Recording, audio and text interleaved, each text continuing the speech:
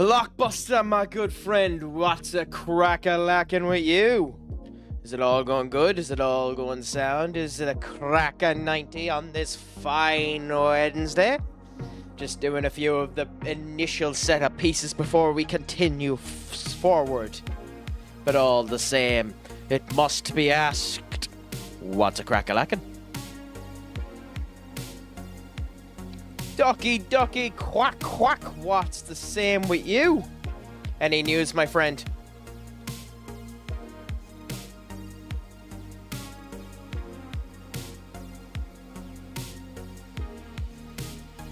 Are you up to much? Not too bad that you had the day off streaming. Is Wednesday normally your day off streaming, or is it just that, you know, that's a new one for you?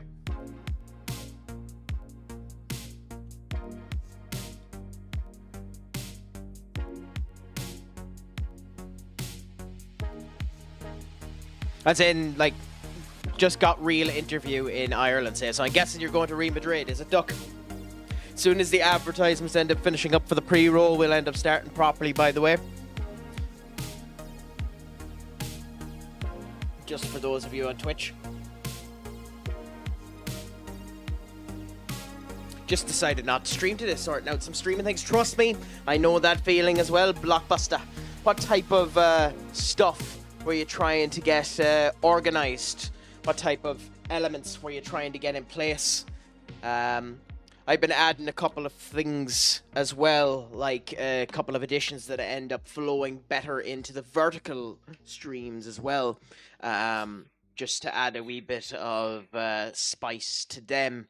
In general, trying to end up doing a bit more like that as well. I don't have stream elements used for my alerts. Most of my alerts now are done with just base Twitch. Though Nutty, who is a fantastic streamer and I recommend everyone have a look at, recently there's after releasing a cross-platform, why didn't it save? A cross-platform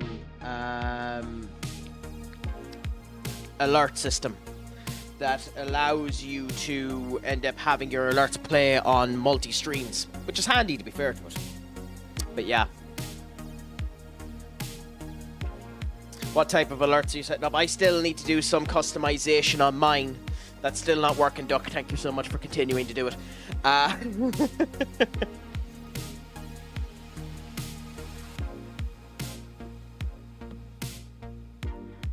But what type of stuff are you trying to do? Is it just regular animations? Is it sound effects? What type of stuff are you trying to do for your alerts?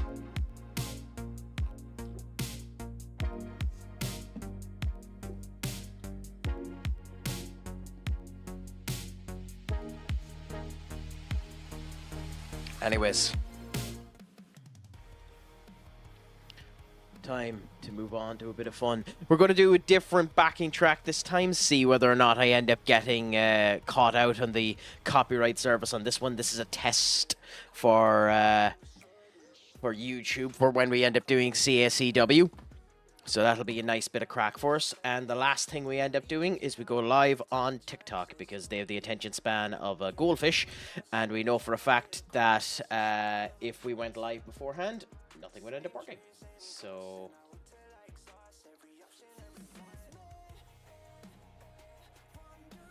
I actually have no idea. Yeah, do that. Yeah. Then that's there. And we need to change that again. The joys of things not having consistency. So just bear with me 1 second while I rewrite this.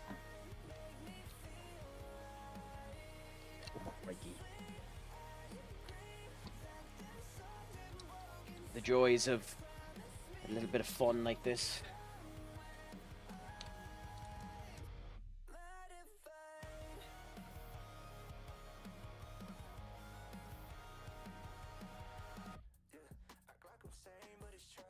Cool. And we are live there on TikTok as well. So everything should now be up running and dandy. Let me know if there's any audio inconsistencies or anything like that. A pleasure to end up having. And the question must be asked, how is everyone's day today? Is your Wednesday treating you good? Did any of you end up at 1:45 today watching that absolute disgrace of a display that was United attempting to end up do football? That 1-0 loss versus the All-Stars. It was interesting, I'll tell you that, more than anything else.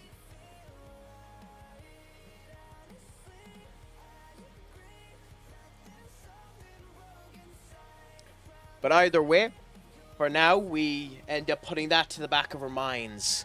And we continue on with our FM save. So far, we've started the league and we've won every game. We even beat Man City in our first league phase of the Champions League. So, things are going well. We're gone past the transfer window, so it's too late to make any changes there, even though there are 1 or 2 players we should have registered that we didn't. But we're doing the best that we can in what we do.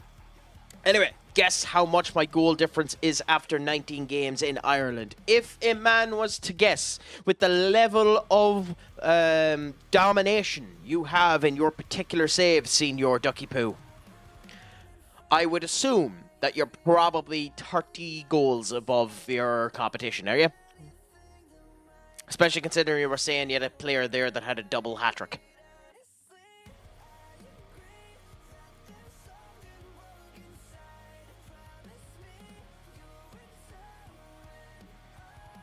My audio should be working okay. Is there kind of a repetition in my audio, or is it working okay?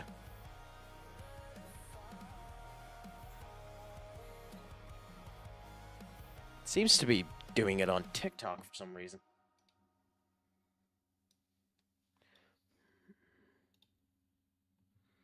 That is insanely annoying. Bear with me 1 second.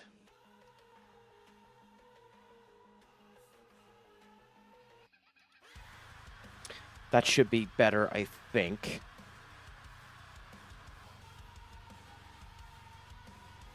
It's still off, but I'll figure it out in the future. Sorry about that if it is a bit off. Skull, my friend, what's a crack a lacking with you? Is it all going good? How the hell is your goal... Like, how is it 105?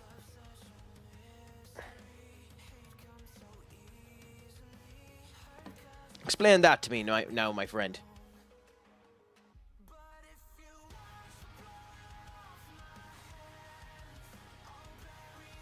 How did you manage to get a goal difference that high?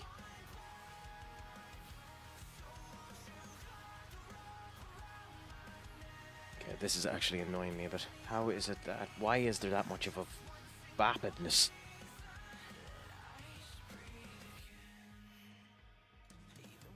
It literally sounds like I'm doing the audio.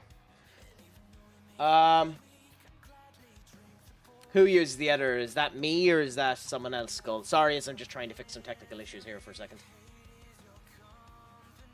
wasn't like this the other day.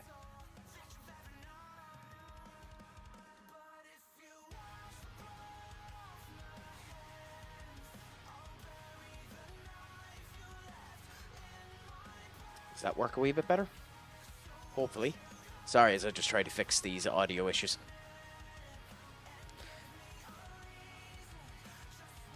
I hope that's better anyway. Not really much I can do about it.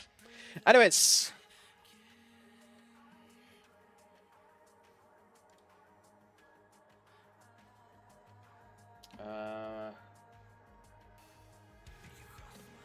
Bear with me 1 second. I'm just trying to fix something really quickly.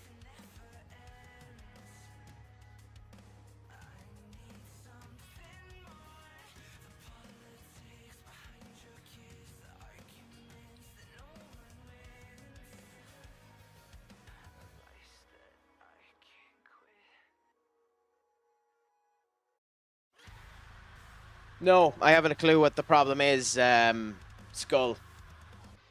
You'll have to explain it to me. 107 goals, just conceded 2, won all 19. How? What type of bloody tactic are you doing that ends up doing that?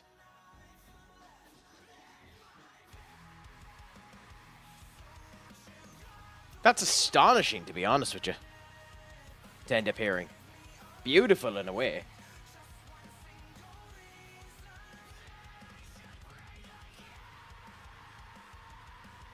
Yeah, so. But yeah.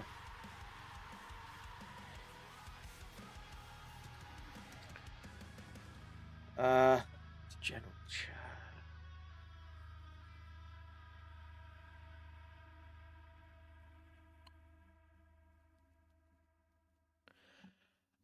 Yeah, I'm not doing it tonight. I had a problem when trying to download Fortnite, so we'll have to do it another day.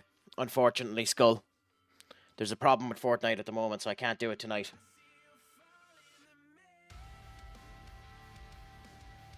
This audio is actually really bothering me. Why is it at that? It's fine here, right? Yeah, it's fine here. Why is it? Sorry, I'm just trying to figure this out. Does this end up working now?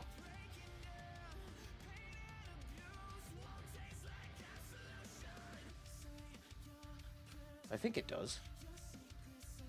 Is this any better now? Is this working? Just bear with me now as I try and solve this.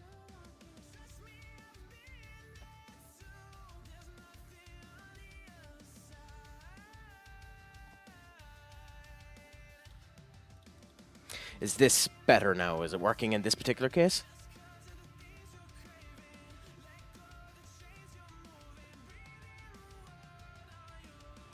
Yeah, I think this is working. I think this ends up having it up now. I think we have the audio issues resolved for TikTok, so all should be sound now.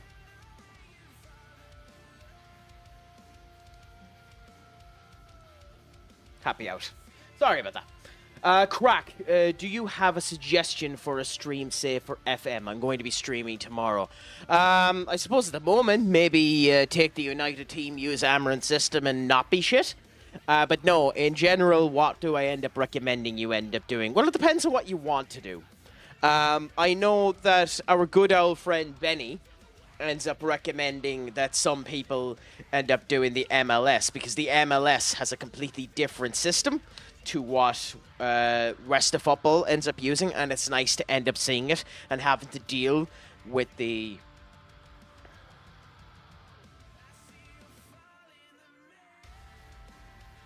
So you could end up trying that. For any of you that end up wanting to end up trying the MLS, this is a good video to go and see. The man himself ended up creating it, our dear friend of the stream, Senior Benny. Highly recommend it. I mean, obviously, a Skull recommended there. There is the Journeyman save that you can end up doing. Another option is just start without badges and see where you go. And give yourself a length of time objective. I know some people like doing a director football save, which is you end up putting yourself in charge there. Put the manager that you end up trying to hire as your assistant manager, and you end up being the director of football and sign stuff for them. An alternative one is you can only use the under 21s, you know? Of course, that's another option as well. Bottom to top, you know? Top to bottom, Duck. That means you're going from first all the way down to 20th. Which would be funny, but it literally would just be you trying to lose every game. Which, to be honest, actually sounds hard enough as well.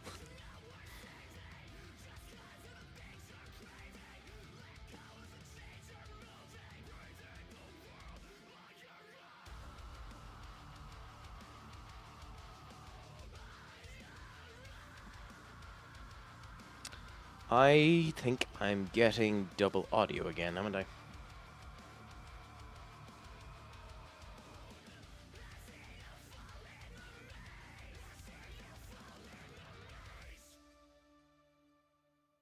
No, thankfully not. Black Hole Halo, how are you, my friend? How is life treating you on this fine Wednesday? Have you gotten up to any crack? Is it all going good? How is life treating you now? I'm doing, I'm still reflecting on that question. But no, in general, it's been a good old day. All has been going sound enough. if you were in any ways a United fan, you want to cry and bury your head into the sand. But in general, it's been good. I'm happy to be on with all of you fine people. But bigger question is, how are you? What have you been up to? Is your crack been 90 for the day? Pleasure to have you in. Are you much of an FM fan yourself, my friend? Thank you for joining the attack with us. I'm the opposite of a United fan, but the ASEAN All-Star Game result is incredible. So, who are you a fan of, considering you're the opposite of a United fan? Because that could end up meaning anything with the current state of affairs with football nowadays. It was a horrible display, though. And it was shocking. Liverpool. Not too bad. I mean, fair play to ye. I think it needs to be said by every single person, especially considering it hasn't been stated. That arsehole who ended up running through your parade deserves capital punishment. But I'm glad that there wasn't any major injuries at it. But congratulations to ye. You finally, after all of these times, equaled us in terms of Premier League titles. And hopefully now it takes you 20 years to win another one.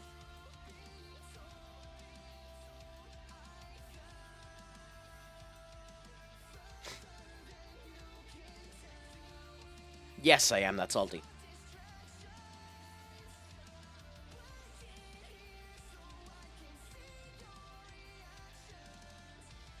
But welcome in, my friend. At one point in time, I was the manager of Liverpool here, so I don't throw any dispersions or any negativity around to any of this, so it is a pleasure to have you in. I ended up winning the Premier League and the Champions League and the FA Cup and the Carabao Cup. I gave Liverpool the quadruple in this save, so you can feel thankful to me for giving you such an honour. But how are things anyway? You must be incredibly happy with the fact that ye have the guts of 4 signings about to happen.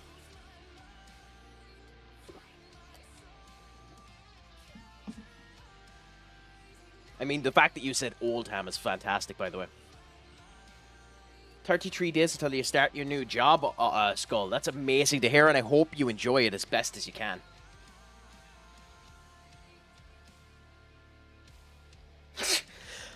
Could you imagine? It depends on what that Wirtz deal is. If the Wirtz deal is 100 million quid, I like Wirtz, but I'm not actually sure he's worth 100 million. It'll be very good for you, but we'll see. Either way, Frimpong as your right back, Milos as your left back, and Wirtz is probably all you end up needing. But if you end up getting that kid from Fenerbahce as well, Zerkri, or whatever the hell his name is, you know, as your striker, as your young striker, it is an amazing situation for it. Bayern will lower it. But we'll see whether or not Ten Hag going in for him will end up making a difference. It's hard to bloody know. Like, Ten Hag now signing on to Bayern Leverkusen, will it make a difference to him potentially getting sold? We'll see. I heard it may be 100 million, apparently like 85 add-ons with 100, but Slot and FSG told that they want him as the next talisman after Salah. Well, if that's what you want him for, you're going to be wrong, because he's not even the same position as Salah. But hey, he could be very good, so we'll see what ends up happening. It'll be interesting to see what happens with him. He's a good player, so it'll be interesting. But we'll see. It's hard to know what City were doing with them, because City are such an odd team that it's hard to know what was going on. The playoff is the 1st of June, over 2 weeks after the last playoff game. Okay, interesting. I didn't know that. He will suit the Prem. He has enough aggression in order to do that. My biggest problem is that people will expect him to come with a wee bit more fire and piss and vinegar, and he might end up having the problem of he'll need his wheels to spin a bit before he goes off with the amazing amount of power. The big problem I have with the amount of business Liverpool is doing is it could unsettle them. They need it, mind you, because you've old enough team, so you do need it. But will it upset the balance you have at the moment? Hopefully not, but we'll see.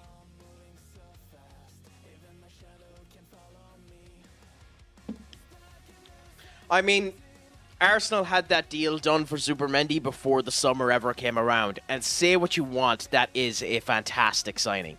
Zubermendi is one of the best midfielders in the world, and to get him for 50 million quid is a robbery. So it isn't actually that bad of a deal, so long as they go and get a forward. That's my worry. I worry that this could be the season when Salah starts to diminish. And if it is, that could be the problem. But it'll be interesting to see what ends up happening. If Wirtz is meant to be a right winger, that's an interesting position to go and get, because honestly, if the idea was for Wirtz to go onto the right wing and kind of be Salah's replacement, I would have went for Jamal Musiala from Bayern Munich instead. And try and throw them 100 million quid for him instead. To be honest, I think he's more of a winger than Wirtz is, if that's the idea. But it makes no sense for that to be the idea. To be honest, it seems like he might be a Szoboszlai replacement, which is interesting. But we'll see what ends up happening. It'll be interesting either way. You know? I'm sure Slot knows what he's at. I hope he knows what he's at. I hope FSG knows what they're at. But it's a pleasure to see you doing business, especially considering you won the league and the whole lot.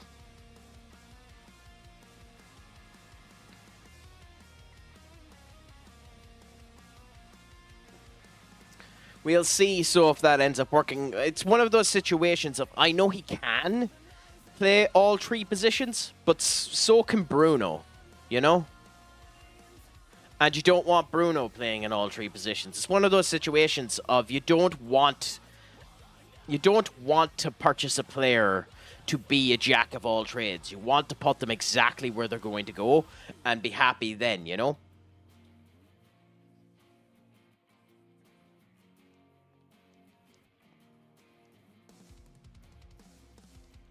But yeah, we'll see what ends up happening. With Madrid, it's hard to know until they get a week or two in with Xavi or with Alonso knowing what he wants to do. We won't know what they end up going in for, but that'll be interesting. Hell, be like Foden for England, out of his depth on the wing. Oh, but I mean, Philip Foden is an interesting kettle of fish because it's hard to know if he was ever really good or if it was just a situation that the City team around him was pulling him up.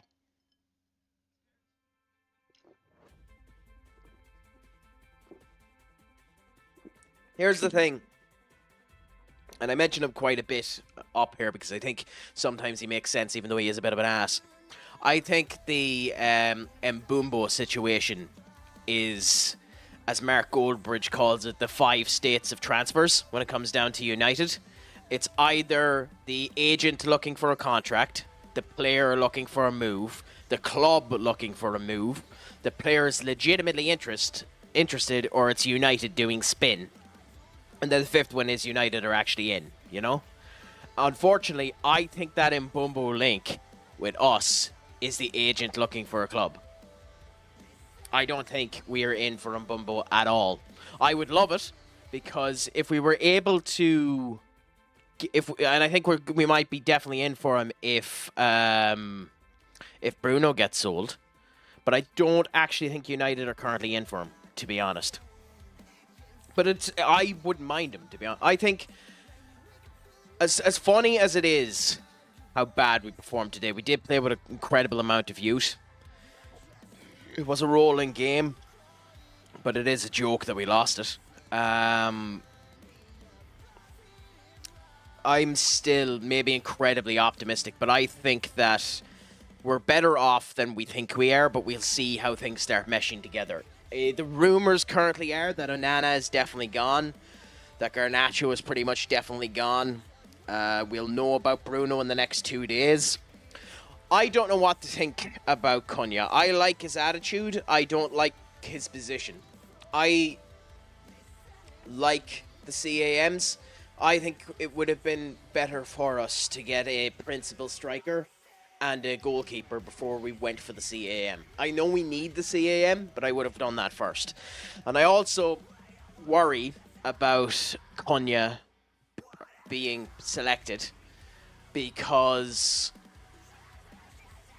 it means it means Ahmad is less likely to play in that position, or he is. But what the hell happens to Manu? That's where things end up becoming interested. But I like his attitude. I want us to end up going out and getting more Spitfire players, more players that actually want to win. I was saying it earlier on. I don't care if we go for... if we're in 10th next season, so long as every player we have wants to be first.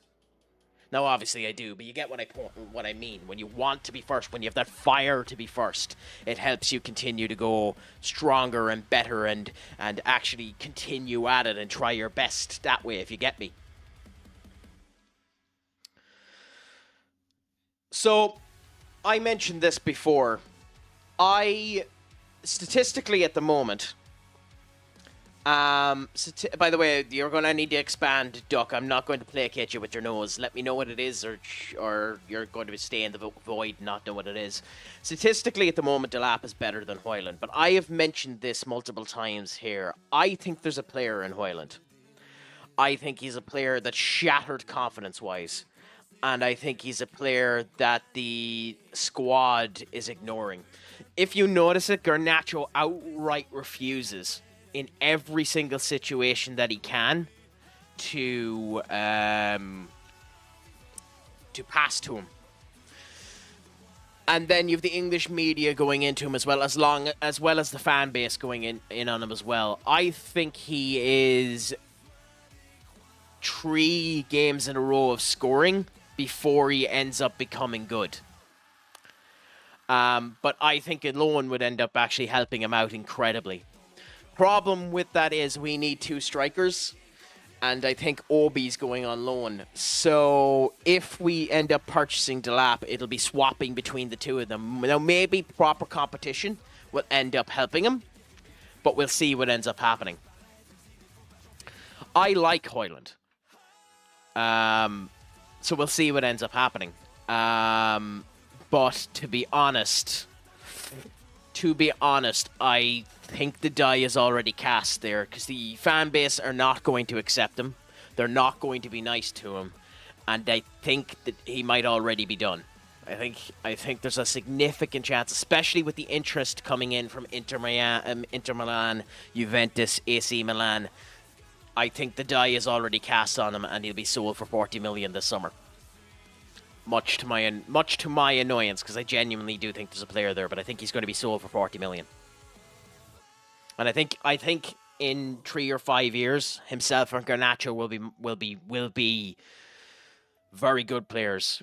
Garnacho, if he can bulk up, Hoyland as soon as he gets confidence. Same thing I said the same thing about Anthony. I've always liked Anthony as a player. I just thought the media on him than the players themselves. The media slaughtered him to bits. And even though I know we're going to sell him, I actually wouldn't mind if he came back and tried to be the fullback that we needed to. He's going to get slaughtered by the media every chance he gets, but I wouldn't mind it if he came back and he played well. I mean, with 3 good transfer windows, you're back in it, Duck. And the other thing about it, too, is it's complete, and this is not me stating that we're going to... By the way, Real Betis is 1-0 up at halftime versus Chelsea. That's amazing. The other thing about it, too, is that anything can end up happening. You could have a Leicester City. We could come back with a bounce and end up winning next season. That's not going to happen, but I'm just saying. Anything can happen in the world of football. Realistically, you need to get at least 3 windows in supporting the manager and him getting his play style down properly. So can they make it for that 150-year anniversary in 3 years' time? Probably not. Can we win the league in the 2028-2029 season? Probably not. But that's what they want to go for. So we'll see. Basically, we'll see. Like, my big problem with Hoyland, and I'll bring it back up because I explained it there yesterday. My massive problem with Hoyland is this. So give me 1 second now.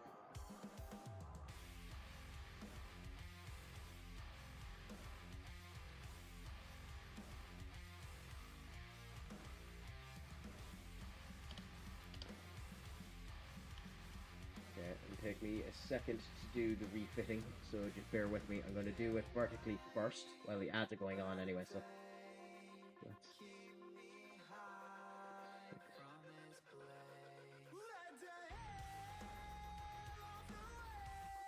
Just bear with me while I do this.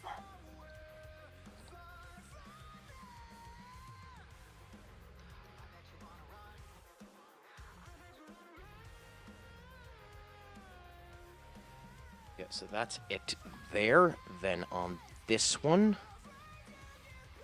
I go to that, and I go to this.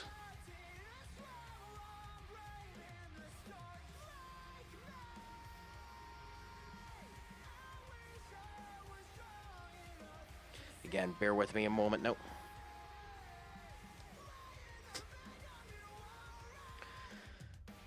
Okay, so that is there.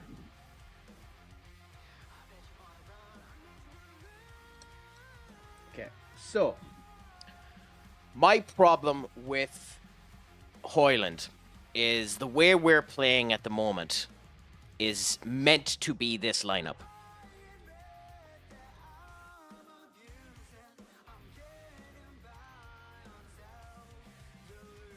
It's meant to be this lineup, okay? That's meant to be the lineup we end up having, black.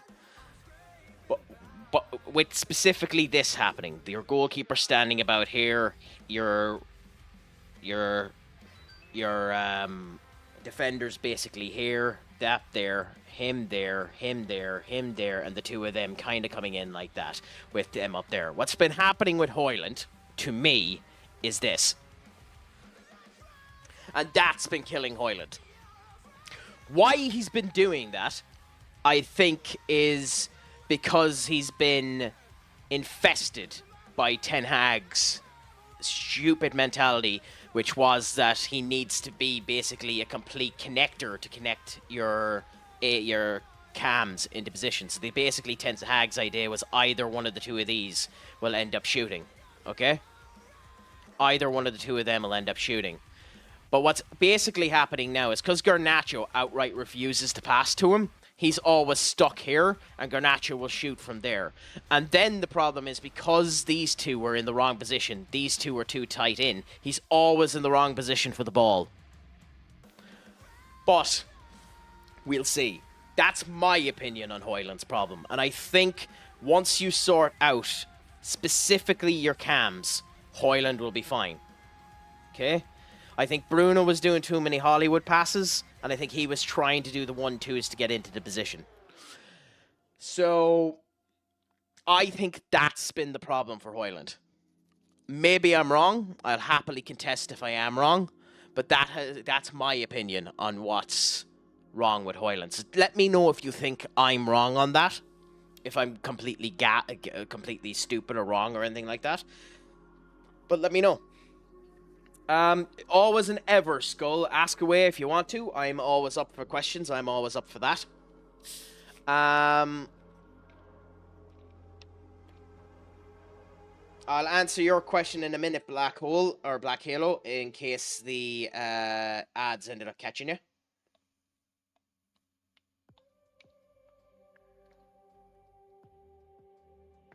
So the ads are finished up there. Here's the thing with Crystal Palace winning the FA Cup. Crystal Palace win the FA Cup now ends up meaning that there are 10 teams in Europe. That will come back to bite the likes of United in the arse next season because there's going to be too many people in Europe. And because there'll be too many people in Europe, there's a chance that the coefficient won't be there next season.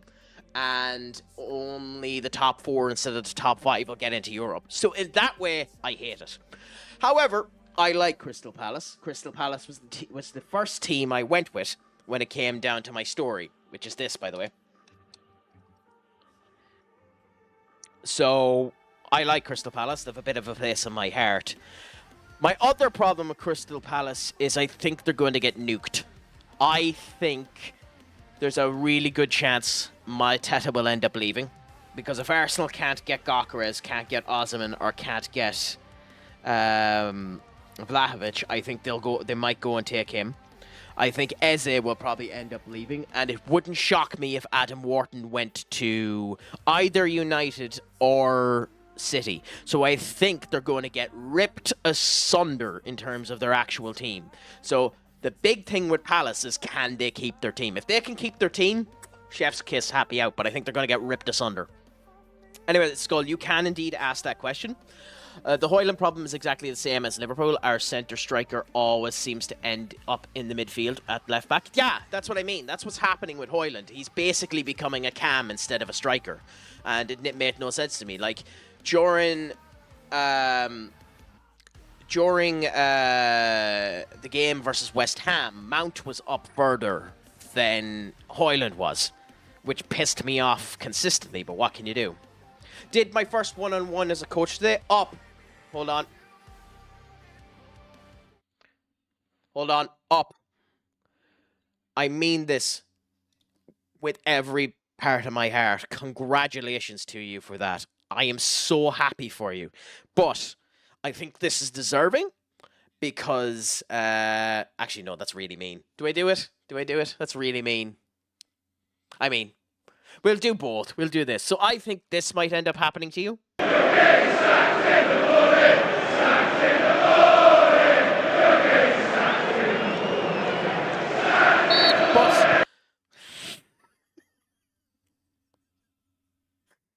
But to be fair, what actually needs to be said is this. Nice.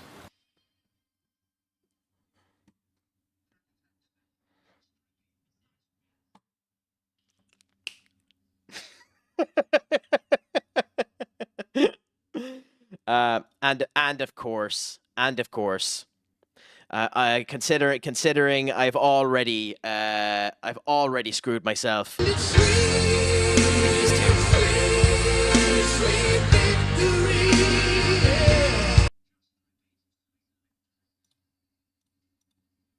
Here comes the money. Here we go. Why not be a complete nutter fool while you're at it?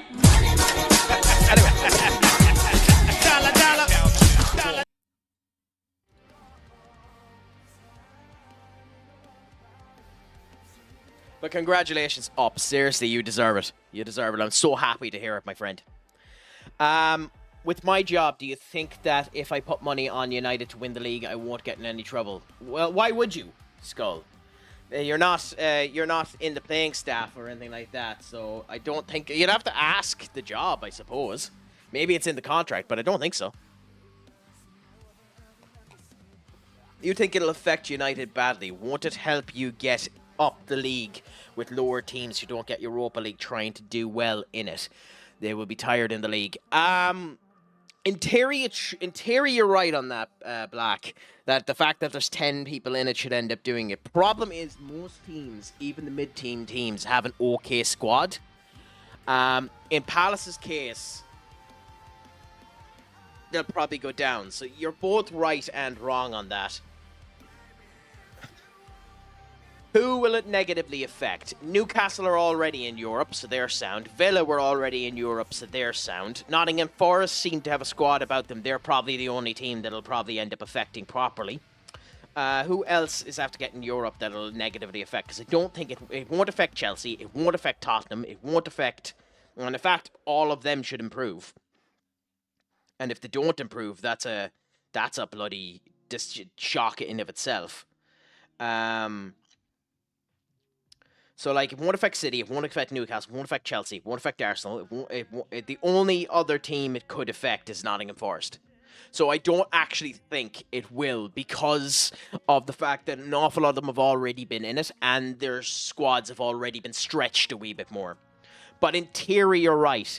I do think this could be a good season for United if Amrin can get them playing at all. But we'll see. You would get into financial trouble doing that, mate. Which bit? Sorry, I'm talking a wee bit too much, so I'm not 100% sure which bit you mean by the financial trouble. So just let me know. Was it goalkeeper 1-to-1? Very fun.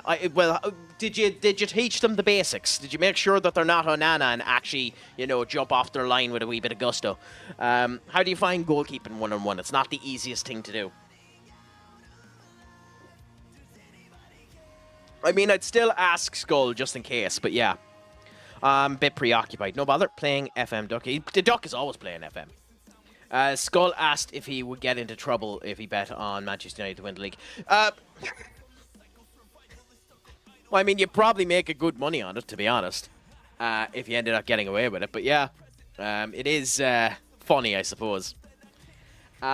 Forest and the fact Europa is 10 times worse to play in than the Champions League. Again, we'll see. Bit of everything, really. Low, medium dives, one-on-one, distribution, goalkeeping wars. Well, happy out. That's what you want to end up having. A good bit of fire, a good bit of spit, and a good bit of hunger. Did they at least have that when you were going through it with them? Because that's what you want to end up seeing. Again, just ask them, Skull. You're better looking at it than for it, So you're better just checking. Well, that's good. How tall are they? Are they like what age group? How tall are they? This sounds like I'm asking for the social security number. What was their mother's maiden name? But yeah. Don't be on Manchester United to win the league. Better chances of winning the lottery. Oh, I'm not. But it's not out of the realm of possibility. Like, there's always a chance for it. Anyone can end up winning the league. So it's not out of the possibility, but there's no point looking at it that way. We should be buying players with that mentality. That's why I like the Cunha signing. But to put that as even a goal is stacked. But it should be a desire and a want, and we should have the standards to still go for there. People that say United shouldn't have that standard, we're not that club anymore, but if you don't keep yourself to the standard you wish you have, you're going to end up screwing things up, So we'll see. United will depend on how much we end up selling. So I don't believe that. I don't believe it.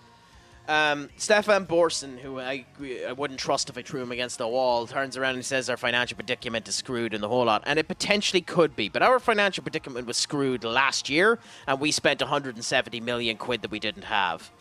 I don't believe all the shit that he's turned around saying. I think we have a budget of around 100 million. Which is, about right for a club that's not in Europe. I think my goalkeepers are so crap at defending penalties. It's not even funny. I think we have a budget of about 100 million currently. With sales, you should be able to crock up another 100 million of that. We're releasing about 400,000 quid's worth of wages. Just now alone. That's gone. That's dusted. That's finished. That's just gone with the 4 players that are getting released free. Lindelof, Eriksson, Johnny Evans. That's just about 400k gotten there, in wages. So I don't think our finances are as bad as they think they are. The 1 billion in debt, most of that is debt from the Glazers itself and hasn't been a problem up until now. So we'll see. We'll see what ends up happening. I think we're in a better financial situation than the story tells. And if he ends up getting rid of 90% of the squad, then that'll help as well. So time will tell. But with that being said, I don't know. Time will tell is the big deciding factor of it.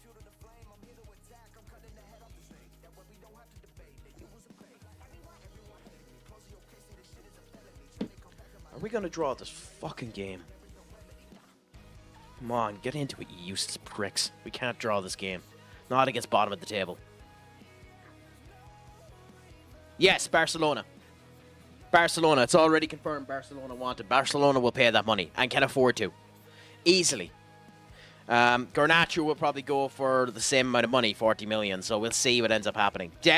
People will definitely pay that money. He wasn't bad at Villa. So I think he'll get paid for that. I think the likelihood of what's going to end up happening is now that they have Champions League football, Chelsea might actually keep Sancho because he's useful. He's useful squad depth for 25 million quid. I'd say there's a chance Chelsea might actually spend the 25 million quid and keep Sancho. I think Seville will try and make the deal for Antony. Now, whether or not United will be nice to them and do it in installments, time will tell. But I think Antony should go for about 30 or 40 million as well. Seville can't afford that, so we'll see what ends up happening there. It's just a matter of how gracious you want to be with it. Napoli would definitely be willing to spend 50 million quid on Garnacho. Onana, you probably end up getting out of the squad for about 30 million quid to Saudi. And if Bruno ends up going for the 120 million quid that we were offered, who gives a, like, that just solves our problems immediately there. So we'll see. We'll see. And again, we don't know the behind the scenes. So we'll see. That's dependent on if they win today, Skull. If they win today, they have the money. So we really want them to win this match. Because they'll get a good bit of money off the Conference League. Which they're 1-0 up, so, you know, we'll see. But, you know.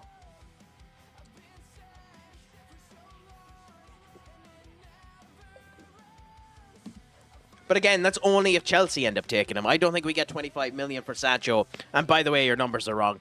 Yeah, go on up. What's the major issue? There's no way that would bring it up to 335 million.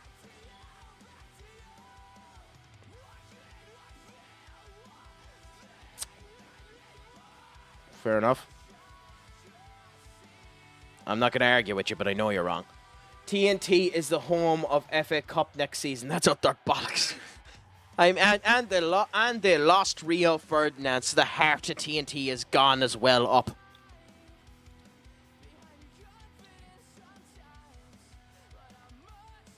Well, I think the idea isn't that we'd make 150 to 200 million in sales. It's more the fact that financial fair play, an awful lot of them would be considered pure profit, at which point you could end up separating it out. And for financial fair play purposes, you'd have more money than you think.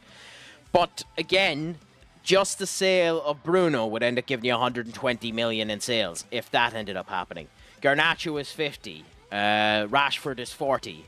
Sancho is 25.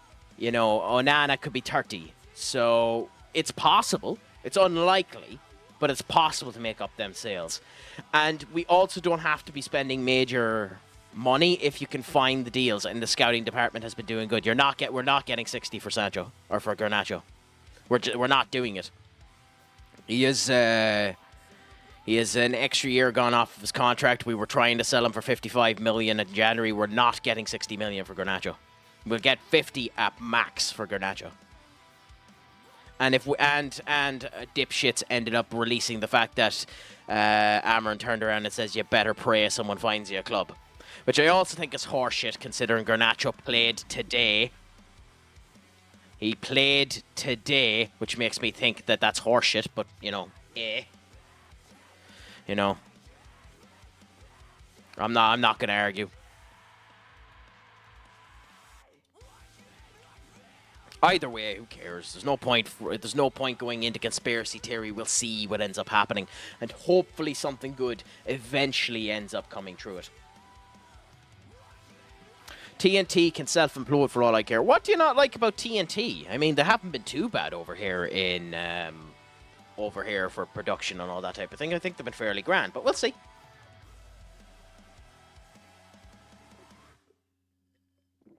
I do in a bit because he's done it at Sporting, and that's the only reason I believe it. That's the only reason I believe it, because it happened at Sporting. He's done that to people at Sporting. So I believe it is possible that it happened. I don't think it happened as aggressively as they're stating that it happened. I don't think he just shouted at him, you're gone, you're dusted, you blah, blah, blah, blah, blah, blah, blah. I think that's Garnacho's family coming out stating that in order to try and make a sale more attractable. But who knows either. Ali McCoist is a fantastic commentator, though. It genuinely enhances the product. I mean, I like Ali McCoist. I still think Peter... Judy? I still think he's the best commentator that football has had. Just the way he's able to string together a good sentence is fantastic as well.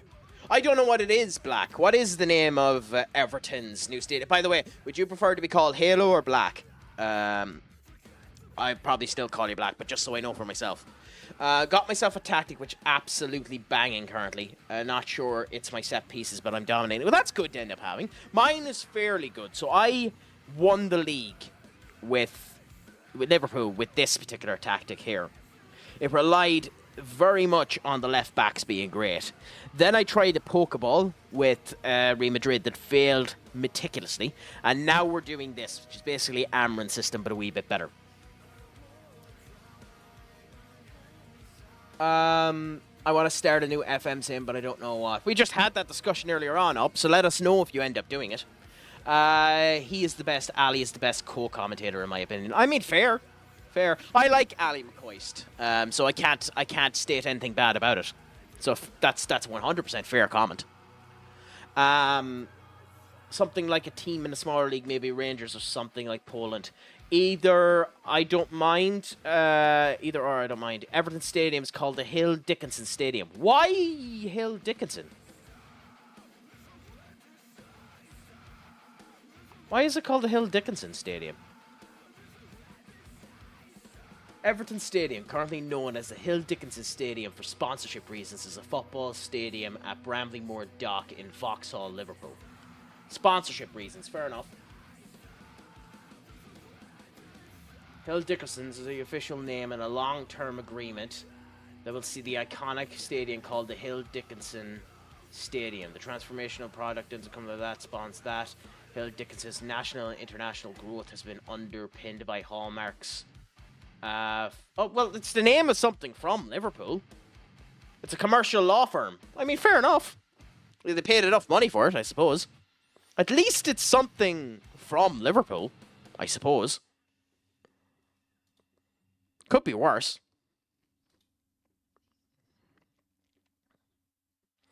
I thought it was Bramley-Moore Docks. I mean, that's where it's from, Bramley-Moore Docks. But they announced there on the 15th of May that it ended up for sponsorship reasons. Going to that. From what I heard, an insurance company paid for it and named it that. Maybe. I can't comment. I don't know. I mean, the plan at some point was for it to continue, Skull. It's just we weren't able to get everyone together, so I'm still waiting for them to come back to me and tell me whether or not it's coming back. I think it might be done, though, unfortunately. So who knows, maybe in time. Bramley-Moore is the area, but also a better name. I mean, yeah, anything is better than Hill Dickinson, to be honest. That's just trying to pull the piss. Anyway, we time for another big game. Us versus the mighty Chelsea.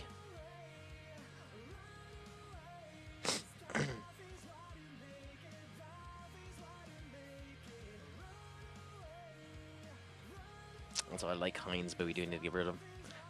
Okay, so we have our proper back line in place here. We'll swap Ugarte with Eduardo Camavinga. Morgan with Jude Bellingham. Vinicius Jr. will still be on. We'll have Ricardo Melide there, so Pablo replaced with Ricardo.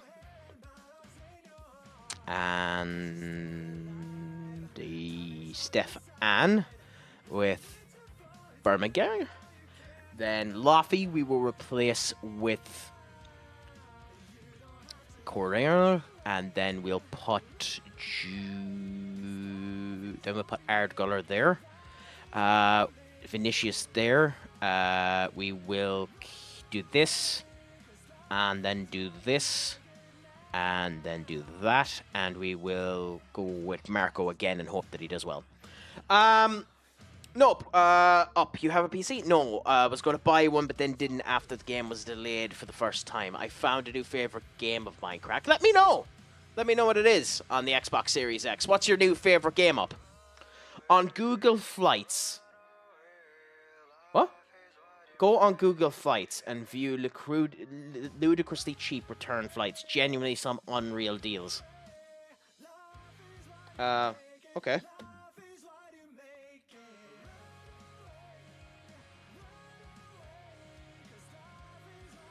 I mean, I didn't even know Google Flights was really a thing. Well, what one is it? Because when I search up Google Flights, oh, okay, there is actually Google Flights as a thing. Oh, okay, interesting. I will end up looking that later on anyway myself. I do love that, by the way. There are certain people who will end up spending thousands on a computer and then play a game like this FM that can run on a bloody toaster. Nothing, absolutely nothing wrong with that. Buy and play what you want with what you want, but it is really funny that people end up doing that. I mean, I joke, technically that's what I'm doing.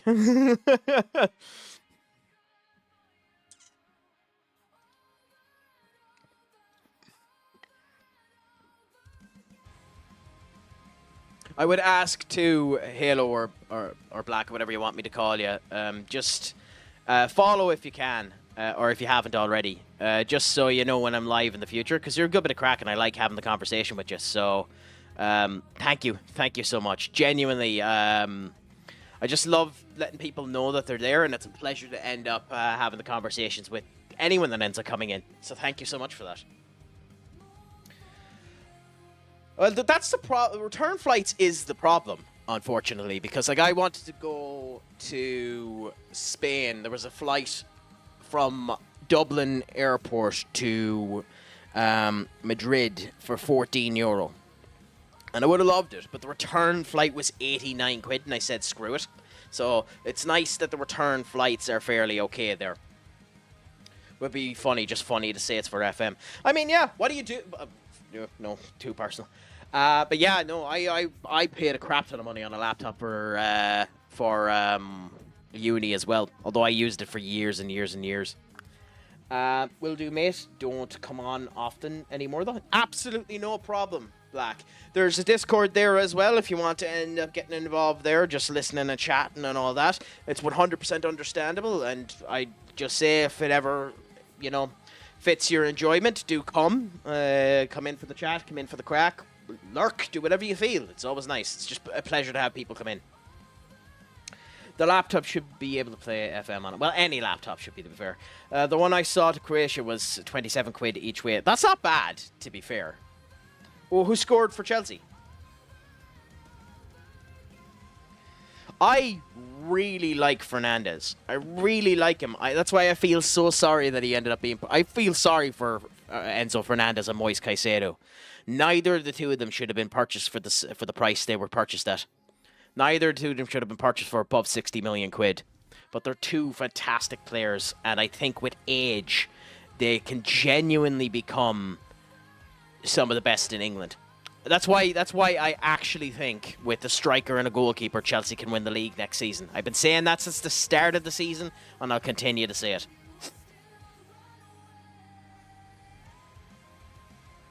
Why the... I mean, everyone ends up doing it. Like, even Garnacho ended up doing... Garnacho looks like he just ended up being bloody dove and bleach. To each their own when it comes down to hair. It's something I've never done. I've always wanted to do it, but I've never actually dyed my hair.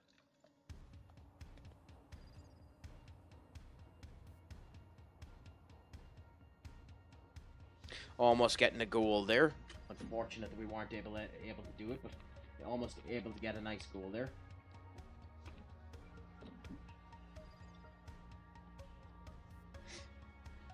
Levi Colwell is on the pitch, as is Jadon Sancho. So there's currently now 2 United players playing in the final at the moment.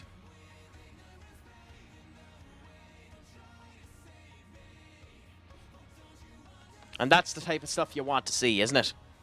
Where you end up having your players at least be showcased. I know we don't have anyone in the English squad, but at least we have someone in the finals in Europe. The third round finals.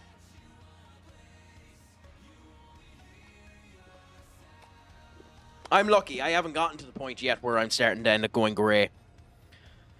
Yeah. Although, to be honest, one of the annoying things is because of my accent that I ended up having a couple of years ago, I can't really go bald because of the big ass scar. So that's going to be really annoying if I start losing my hair, because I definitely be one of those people when I start to lose my hair, I'm just going to chop it off and go bald.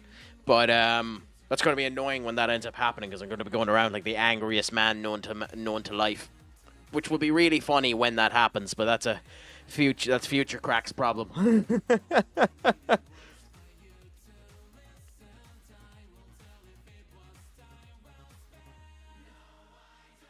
We are not performing good in this game.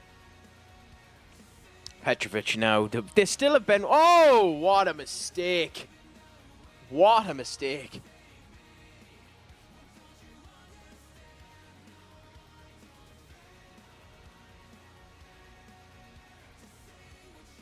Oh, I mean, it's nothing bad. It's healed up and everything up. Like, you don't need to worry about that. It's just... If I was to go around... If I was to go around... looking like that, you know, people would end up being a bit scared and the whole lot. Not that I give a shit. Genuinely might end up considering getting a tattoo over it, but like, you know yourself.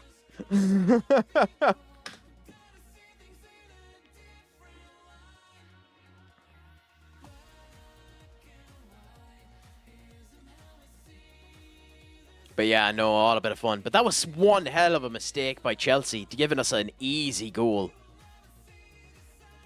That's the second game in a row where that's happened. Last time, Bellingham ended up getting the goal. This time, it was Ard Guller. Like, look at this goal again. Petrovic out there to Badiashile. Badiashile with a horrible pass and straight in.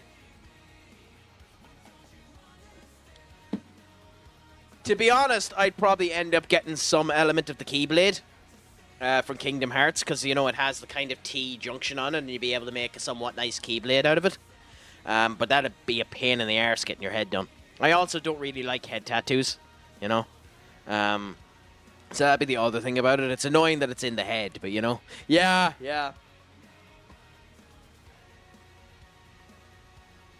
Okay, so we pause now for the advertisements, and then we end up going down there. A head tattoo or an arm tattoo from Harry Potter?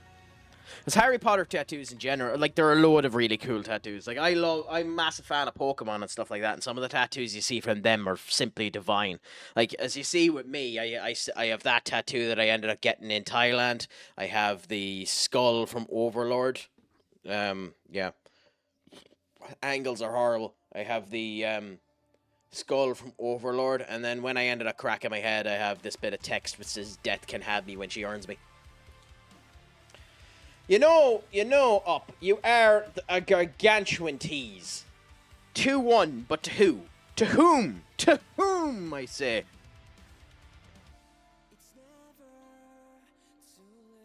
Yeah, it's after coming in there, Nicholas Jackson. That's really quick succession too. 65 minutes, 70th minutes. Looks like that's the done and dusted for Sociedad, or not Sociedad, Seville. Because with the possession quotas they have, there ain't a bloody chance in hell they're coming back to it. And that'll definitely be enough to keep Maresca in charge anyway. No, I don't think there was any worry of Maresca getting sacked. Especially considering they got Champions League football and the whole lot. But you never really know. So the fact that they have Champions League football and the whole lot, yeah, Betis. Betis is Seville. Aren't they? Or am I getting mixed up? Oh, no, Athletic, yeah, Betis. I thought they were the same club.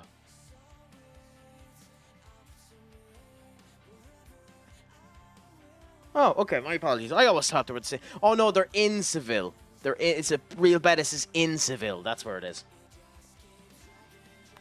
It's just in the same location. It's just Seville as its own club. Sorry, I always get that mixed up. Because people always mention that he went to Seville. So, you know, that's where I get mixed up on it. So my apologies on that one.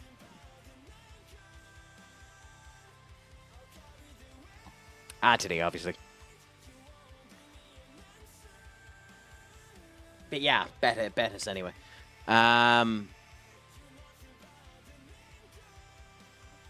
Either way, it doesn't really matter. I do think that pretty much guarantees they won't have the money for Anthony, though, unfortunately. Because most clubs in La Liga, other than Real Madrid, Atletico Madrid, and Barcelona, typically aren't able to spend over 20 million quid due to the way that the finances trickle down in that league. By the way, brilliant way to start the half.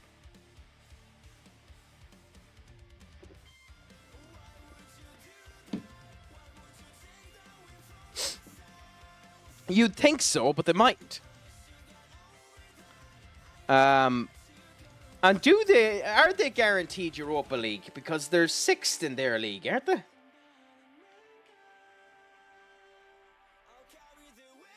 They do have Europa League, you know. You're right. I don't know. We'll see. We'll see what they end up doing. Yeah, Pellegrini. He's done a good job with them, to be fair. Long way to go from City, I'll tell you that. Or a long way to fall, depending on how you look at it.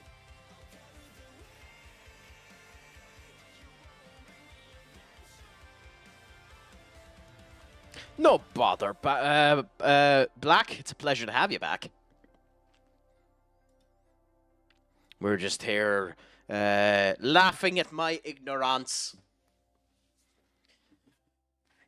I still think there's going to be a lot of transfer activity over the transfer window. Could you imagine, though? It's not, by the way, there's not a chance in hell it's going to happen. But could you imagine if Ten Hag was so stupid as to go back in and ask United for an Anna? Could you imagine if he was that daft?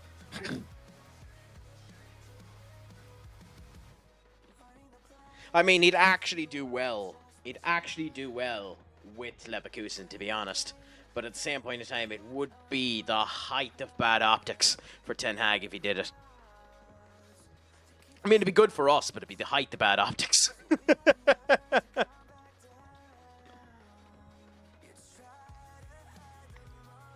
I mean, why wouldn't you? Why wouldn't you? Like, it's still money for them. It's still money and a trophy. Like, it is a Mickey Mouse Cup, but who cares? It's still a trophy. It's still money. It's still something. Like, I mean, I completely disagree with. I completely disagree with that mentality. I completely disagree with the idea that you should be embarrassed being in any competition. To be honest, I think being in any of those competitions is better than not being in them. Like. It's like they got Champions League football. They don't need it, but it was a third way of getting into back into the Europa League if they needed to. I genuinely think any competition you're in, you should be trying your best to give the best that you can. I think not thinking of it as actually important breeds complacency. So the fact that they're actually trying is something. But playing to time waste is its own thing. Like, if you're talking about embarrassment in terms of performances, then Tottenham should be embarrassed for the way they played in the Europa League. But I don't think they should be. I think they should be happy with the way they ended up performing. It got them the goddamn win. Got them the goddamn, Champions League football they needed.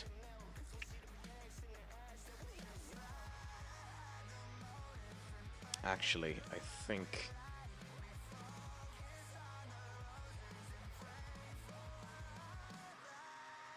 Yeah, go with him. And...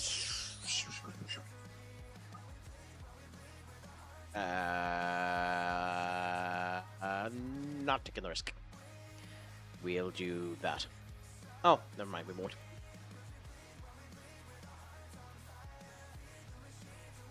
Who knows? Maybe it's Maresca himself. And I was thinking of taking Eduardo off. Another 3-0 win in the Champions League is quite good for us, to be honest.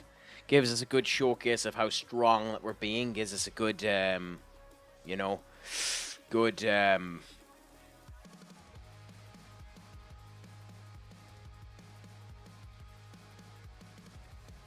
display of what we can end up doing in the whole lot. Of the haircuts. Maybe, I suppose. How's Sancho look? I'm not watching the game, by the way, so the genuine question. How's Sancho been looking since he came on? Has he been okay for Chelsea? Has he made any differences? I mean, since he came on, they've scored 2 goals, so maybe he's been somewhat helpful to them.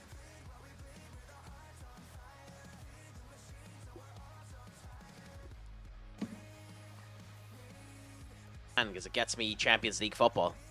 Again, that's the reason why they need a striker. I like Nicholas Jackson as the Hoyland problem. Too young, confidence is a wee bit shot because of the fact that of the audience being too mean towards him. But we'll see what ends up happening. Although I don't actually think there's that many good young strikers out there, funnily enough.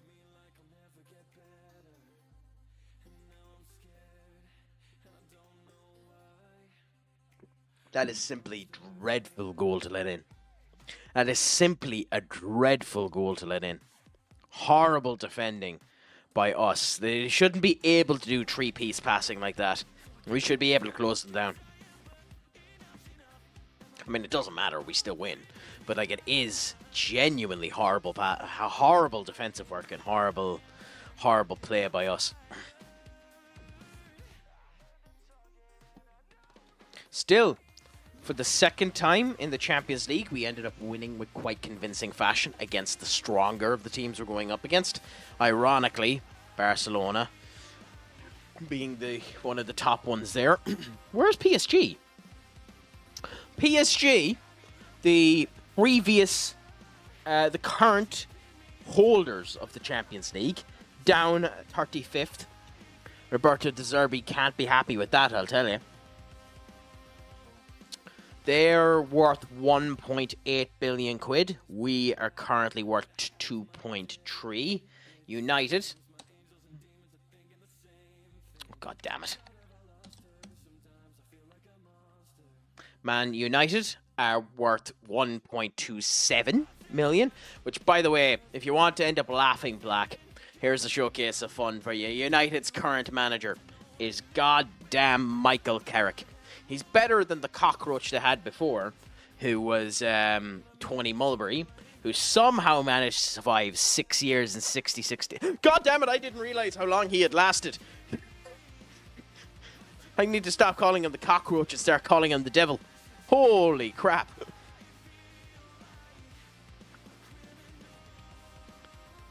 He's 69 years of age, but, like, holy crap.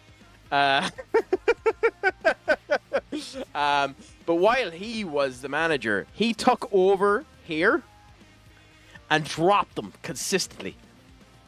You know? Now, Carrick ain't doing a good job with them either, but that's an entirely different kettle of fish. He has to be close to being sacked. I know he's not even 2 years with them, but he has to be close to be getting sacked. Unless they're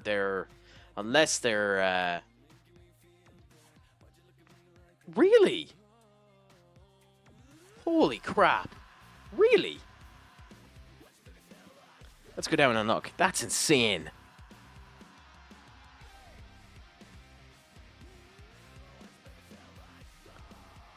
Oh, no. Oh, no. Taking it, Nick Cox wasn't an intern twice. I mean, he was, actually, yeah. Yeah, funnily enough. But look at this. Untouchable Danny Crowley in Fulham. But untouchable for Aston Villa is bloody Gareth Southgate. Fulham are first. What's going on in the Premier League? Who have Fulham faced? Brighton? Burnley? Oh, that makes more sense. That makes more sense. They haven't faced anyone good yet.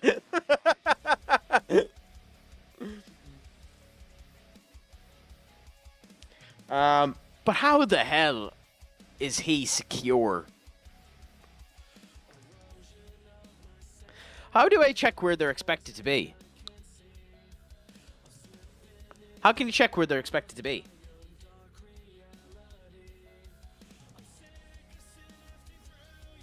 Yeah, no, I'm on them.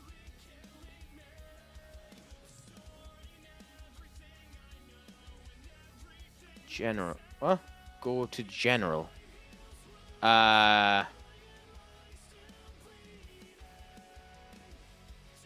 okay. Media prediction is 8th. That's where the media thinks it should be, which is atrocious for them.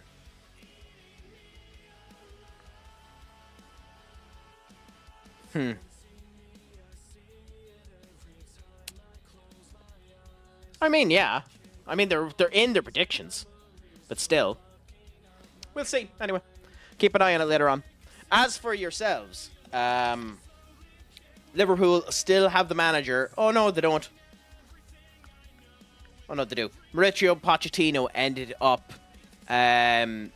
Oh, so I didn't. So I won the Premier League with them and the FA Cup. Sorry, I forgot that I didn't get the Carabao Cup. But Mauricio has won 6 cups with them since I left, which is nice, I suppose.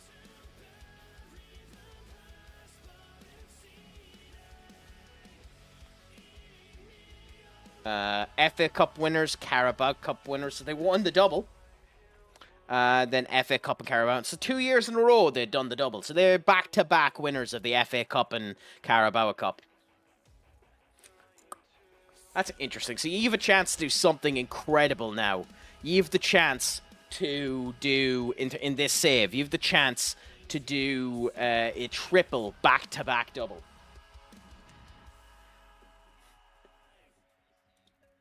I mean, maybe. I'm not like everyone else, by the way. I actually don't have a problem with Sancho coming back if he ends up improving his form. I don't have a problem with Garnacho or Rashford coming back if they improve their form and can work in his system. I just don't like that they've gone through so many managers that they're not risky. But, you know, we'll see what ends up happening. I think everyone has the potential to end up rectifying themselves. It's just annoying that they've basically killed so many managers that you don't really know what way to end up going about it, you know?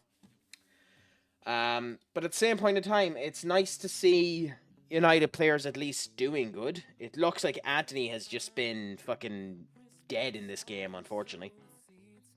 But hey, oh, he got a yellow card too, so he must have been doing some shithousery at the end of it there.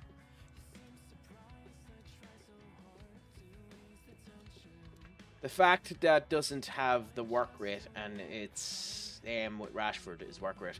I mean, I don't know. Rashford just seems to be a vibes player, and ironically enough, whenever he's broken up with his girlfriend is when he performs absolutely crap. So, is it a situation of he just has to be 100% happy in order to do it? And if that's the case, it's a waste of bloody time. Anyway, Minu, my friend, what's a crack-a-lackin' with you? How are you on this fine Wednesday? I, my masochistic self, am here just enjoying my FM save after United performed absolutely shocking today. But who expected anything differently, unfortunately. But how are you doing today? I'd say you're chuffed at the Martin Zubimendi pretty much confirmation that's coming out there today for ye. But in general, what's a crack-a-lacka with you, my friend? Good signing for you. Still think you need a striker, but good signing for you. Oh. I mean, look, it was a rotation game. So every 20, 30 minutes, players are being rotated off of it. But, like, that pre-season is a joke. Like, those 2 games for 8 million quid are a joke. What's even more annoying about it is they went on an open-top bus, which is a regular tourist thing. But because it's United and so many people love them, there's a load of people who came out. So it looked like they were doing an open-top celebration, which is embarrassing beyond belief.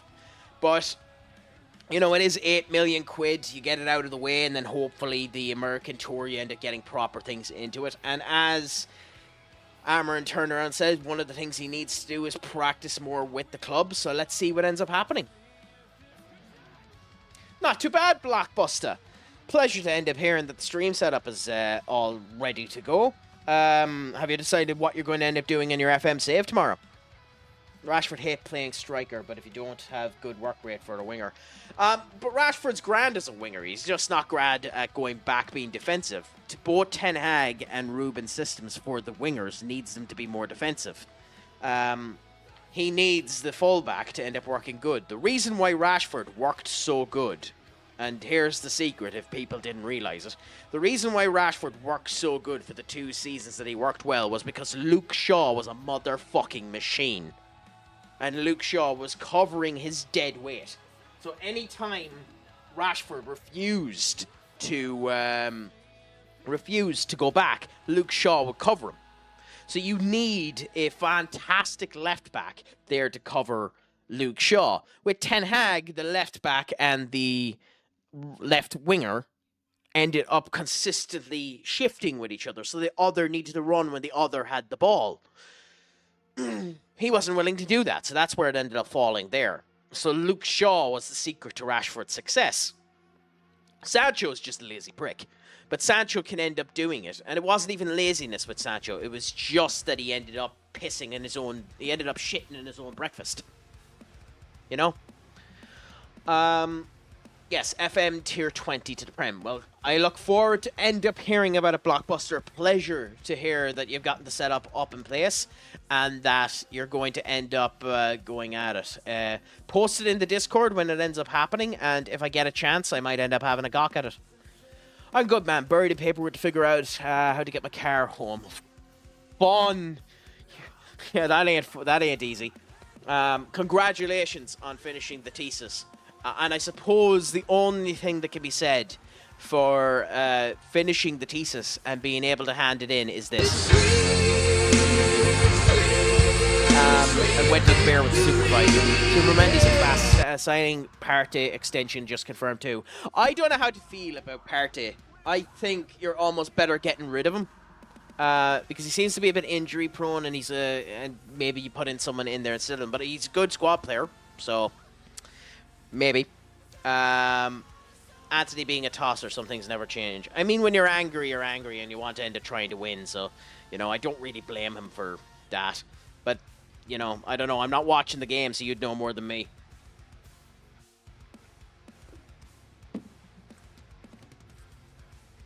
Oh, it's always nice to see people start streaming. If you can do it, you should do it, to be honest. But it isn't easy. That's the one thing to just remember with streaming. You do need to consistently talk and fill in the void and the whole lot. I'm speaking like I'm anyways bloody successful at this. But you just need to enjoy what you're at, consistently talk, find a good vibe, and just continue at it. And hope that you end up having good crack and good fun. Partey will be a squad player. He'll have another. He's good until we have another season as DM. Yeah, he'll basically be your Jorginho. Was that his name, Jorginho? Or yeah, Jorginho. That was his name, right? Anyway, you know who I'm on about. Ironically for ye again, he just kicked out at Enzo just like he did at Doku. I mean, fair enough. I mean, the game's over anyway, so it doesn't really matter. So, yeah. Is that not what I pronounced? The joys of names with random syllables in them that you don't even know. How the hell are you meant to pronounce a G in the middle of that name? But congratulations on getting the thesis and the whole lot in. Congratulations to you. It's genuinely awesome to end up hearing. Have a pint on me. Yeah, basically that's his best to have right now. Most valuable in selling with the one-on-one. Yeah, pretty much. I mean, I feel a wee bit sorry for Betis that it's gone 4-1, but based on the stats, it does look like this is what it was meant to end up being. So we'll see what ends up happening. And it's good for Chelsea.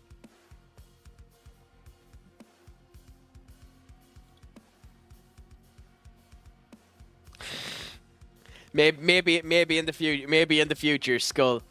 Maybe in the future.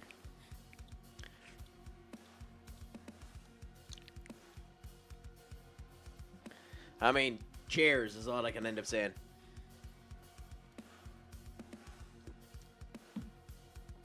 We accidentally lead for best players.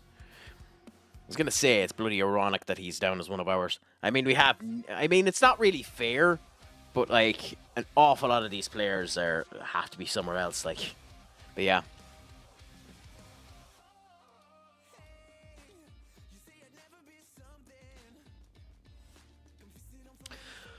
But, yeah, no.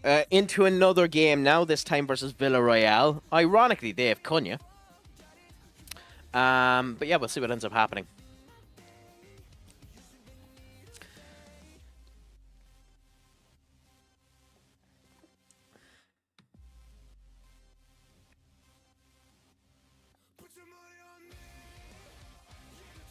Yeah, but the big problem with those type of situations is you'll find someone who, when surgery is the option as opposed to the physiotherapy, and obviously context matters in all situations as well, that because obviously the knife is always scary, that if you harp on with them enough, it'll scare them from going to the surgery. So it's interesting that that's where you ended up going for. I'm a wrestling fan, so the amount of people that have ended up going through the physiotherapy route only for it to continue to go down is incredible, and it matters to the physical intensity you had beforehand as well. I'd love to end up talking to you at some point about that if I can, because that's an incredibly fascinating topic. But that's another situation when Crack gets a time to actually investigate his own thoughts. But fair play to you on going through with it anyway.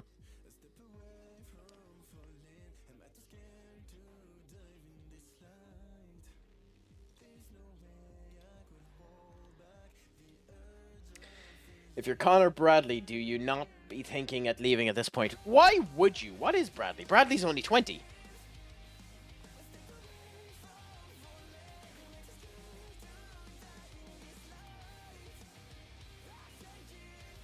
Born 2003, that makes him 21. Seven, you will be rotating the two of them. So it's interesting to end up seeing how it ends up going. I don't think so myself, Skull. I think you end up staying there and being a rotating value. I doubt they're going to play Frimpong as a winger. They could, but I doubt it. Surgery's a quick fix everyone loves. Fucks you up long term though, Crack. Yeah, that's the thing about it, because an awful lot of wrestlers, ironically, again, being a massive wrestling fan, ironically what happens with the wrestlers is they'll take the surgery because they're bigger and they've gone through more actual development of their body. And because they've trained more, the healing process is better for them. You know, so it ends up helping them in the long run as a result of that. So it's incredible the way that it ends up working sometimes. God damn it.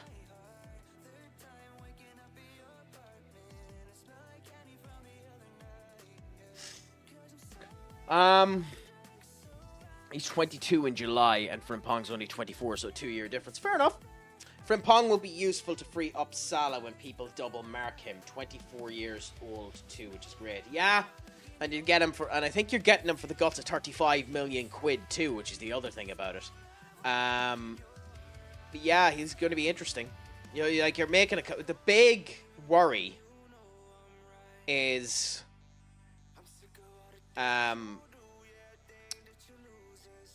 will all of these changes cause discomfort, because you're basically changing half of your back line now, which is, you have to anyway because Trent is leaving, but changing half of your back line will be interesting. I still think, ironically, you need a defender as well. I don't think any of your potential replacements for Van Dijk are good enough, so we'll see what ends up happening. But it'll be interesting to see. Could you do back-to-back league titles? Maybe. But it also depends on how much City ends up spending.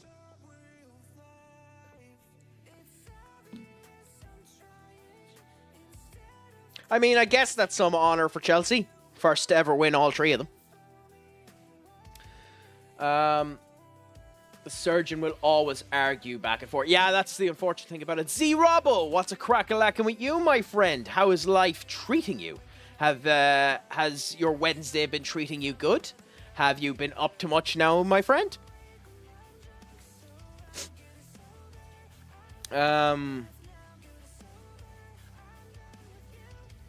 Yeah. Yeah, but you don't want to be... That's the thing about it. You don't want to be getting too many people yet either for the time being. So that's the thing about it. Yeah, but there does become that problem too when you're replacing someone. Are you ultimately worried a bit too much about those type of optics? I was gonna say, if it was US surgeons would be arguing because they get paid. Yeah, But that's even a problem over here in the UK as well, where surgeons are they're not as much on the actual money side of things, but they do in general think that it's just a better option, which it kind of is. But the problem with surgery is the rehab. And an awful lot of people, when they go in for surgery, neglect the rehab properly, and that's the problem. That's the major problem.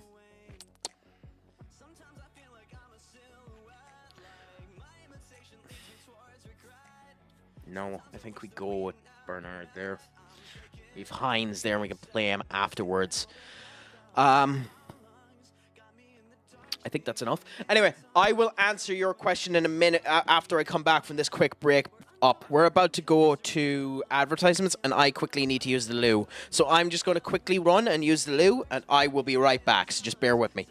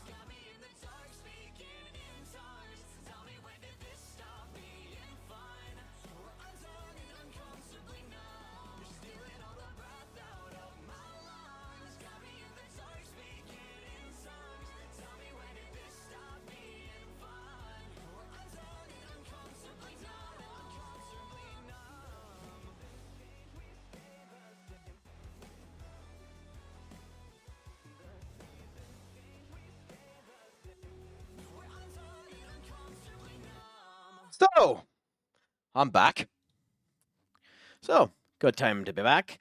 Let's look at what ends up saying. I did, yeah. I mean, when you're losing against a foreign team like that, it does make you feel like you should be in charge of something like South Seals FC as opposed to United, you know? So I can understand that, trust me. But it is a bit of a joke, to be honest.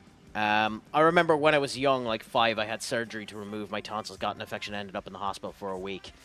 Nailed it on the head, crack. They think it's the surgery that fixes them, but forget about the physiotherapy, still has their jobs to do. And the other problem, too, isn't even the physiotherapy, because what an awful lot of people end up doing, too, is they overdo the physiotherapy. They don't know when to actually rest.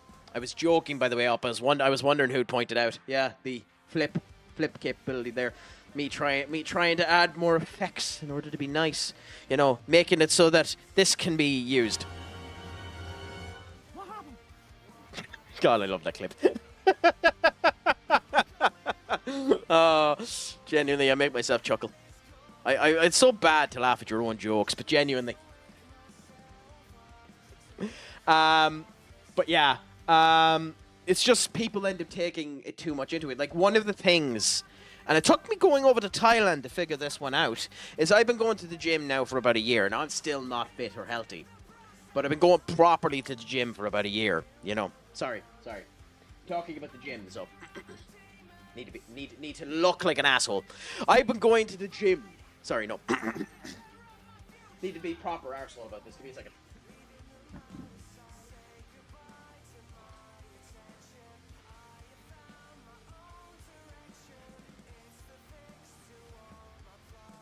I mean, yeah, bruv. I've been going to the gym now for about a year. You know, putting in the hard work, putting in the great times, you know? Going in, making sure everything is grand, everything is 90, everything is good, you know? I'm going into the gym, and I've been going hard, you know? I'm not properly there yet, not properly fit, but I've been going hard. So what I forgot to end up doing was warming up. And as a result of which, I was accidentally injuring myself without knowing. So, you know, you need to put in the proper way to end up making sure that you're fit, that you're healthy, that you're sound. And when people end up going in for surgery, they end up overdoing it and not resting and not properly making sure that they're fine.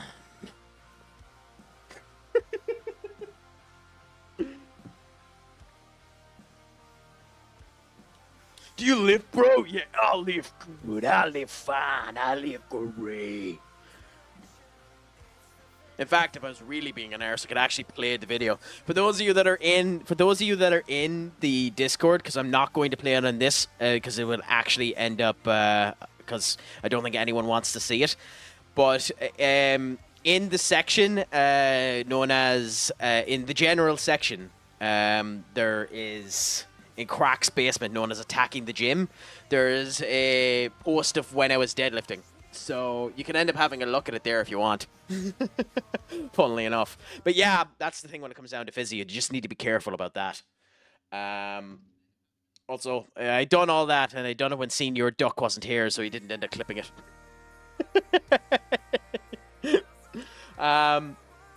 Anyway, what was the joke you done to get Crack to time you out? Oh, who remembers? Asked him if he knew. Oh, I'm not answering that question up.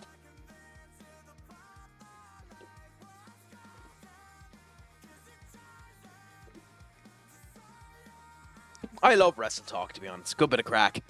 I love watching them. You know, all sound and dandy. Yeah, 165 on that when I was doing it. Menu, by the way. But, you know, still a lot of work to do before I end up getting, you know, properly at it. Where I end up getting to a good, consistent level. But, you know, small streams, small balances. When we end up keeping at it. But, yeah, that's that point. Anyway, on we go to the Villarreal game. Enough stalling, as they end up saying. Stefan Leviti, we end up going up against you, and let's see how. Oh.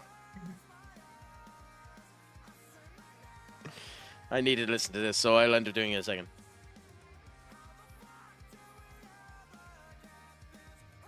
Oh crap! You ended up clipping it. Well, I know the next one that's going up on TikTok. Speaking of which, by the way, if you want to follow me on TikTok or YouTube or any of the rest of them, and I'd actually prefer you end up going over to YouTube because I do plan on end up releasing videos on them. Plus, with the way moderations are going, you know, advertisers a whole lot of running out of Twitch, so it's dying. Just subscribe and end up liking on YouTube, Twitch, or TikTok, or any of the other ones. Maybe not Kick, but yeah. Anyways, hope I got some. Thoughts on Saturday night main event? Thought it was the worst event in a while. It definitely wasn't that good, to be honest. My biggest problem with Saturday night main event, ironically, was the advertisements more than anything else. I didn't watch it live. I started watching it live, and then the fact that they were just doing bare bones advertisements with not even any music in it pissed me off so royally that I quit. And I ended up watching the clippings to it. There was a couple of nice surprises. I like Bronson Reed joining Seth Rollins' little faction. They have to be called the Bronsons now. or the Bronze. Just call them the Bronze, as in Bronze, because why not? Call them the Bronze. But that was a nice little bit. And to be honest, I probably would have had Logan beat Jay. But at the same point in time, that tag team match at Money in the Bank should be good. So we'll see. I think the next one will probably be better. I will say, I don't like the next Saturday night main event being the same weekend as Evolution 2. I hope they actually do a proper build for Evolution 2, because I don't have a problem with an all-women's pay-per-view. But it does pretty much mean that there's going to be no women's matches on Saturday night main event, so... Especially considering the pay-per-views now are typically only 4 to 5 matches anyway, so it doesn't really matter. But it'll be interesting to see what ends up happening there. But yeah. As of today, Andrew Tate is in the UK a convicted rapist and sex trafficker, which is in many states horseshit since they don't have any proof for it. But you know, I'm not getting into that bag of worms. Whatever about your feelings towards the prick. I think doing someone without proper evidence is horrible in terms of the situation. Like, as a person, he's a deplorable arsehole. But, you know, it's not fair to end up doing that either. I'm going to wait for it to come in and tell me what your name is before I say it. Andy Ix, thank you so much for the follow. I appreciate it. You came in an interesting situation where I was talking about something atrociously horrible. But it's a pleasure to have you. If you want to talk, do stay lurking otherwise. But question goes out to everyone that ends up following initially. How is your day going? It's the Kraken 90. How is your Wednesday going, my friend? But yeah. Oh, I watched it live. It was unwatchable. The cage match was so boring. My girlfriend watched it in the morning without the ads. It was far better. Definitely. I wouldn't have minded the ads if they at least played music in it. But they should have done picture-in-picture for the goddamn thing.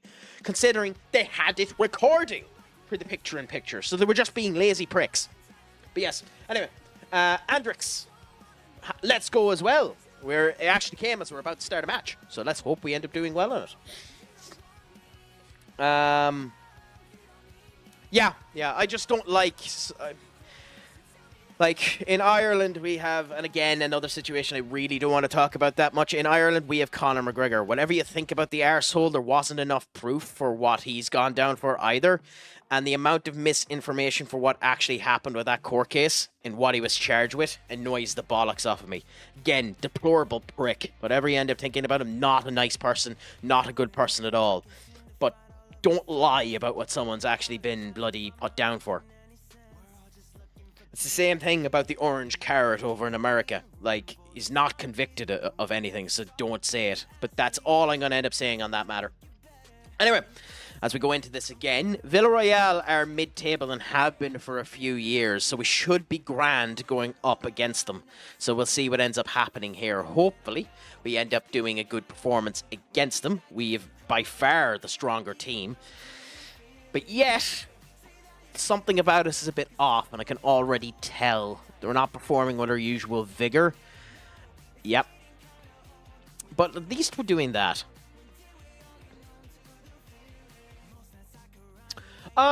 She's still in Russia, to my knowledge, Skull. Or maybe she just got tired of the content and has decided she doesn't want to come in anymore. Which is perfectly fine either, you know? I'll happily serenade her with my majestic voice when she ends up coming back in. You know yourself.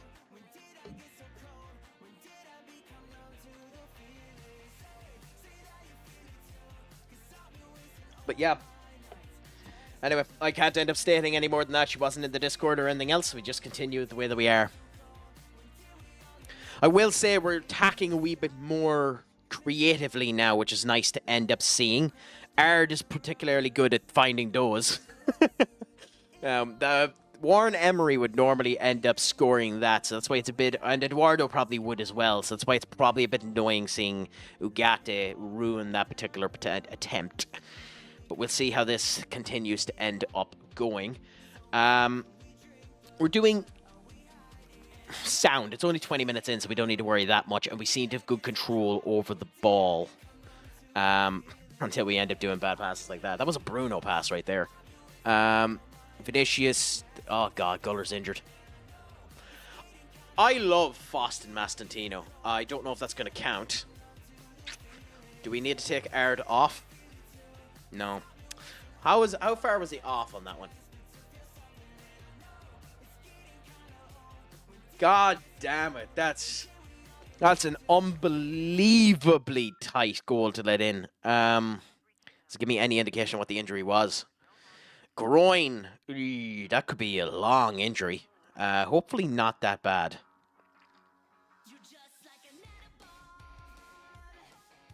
I think we go with Oscar for now. I mean, yeah. As I said, hopefully she ends up coming in at some point in time. I'll welcome her back with open arms, as I do everyone that ends up coming in, if she ends up coming back at some point in time. But life is life, and you need to make sure you're at your own stuff, so I understand it if it's just that she doesn't have the time or doesn't want to come back in anymore. It's completely understandable.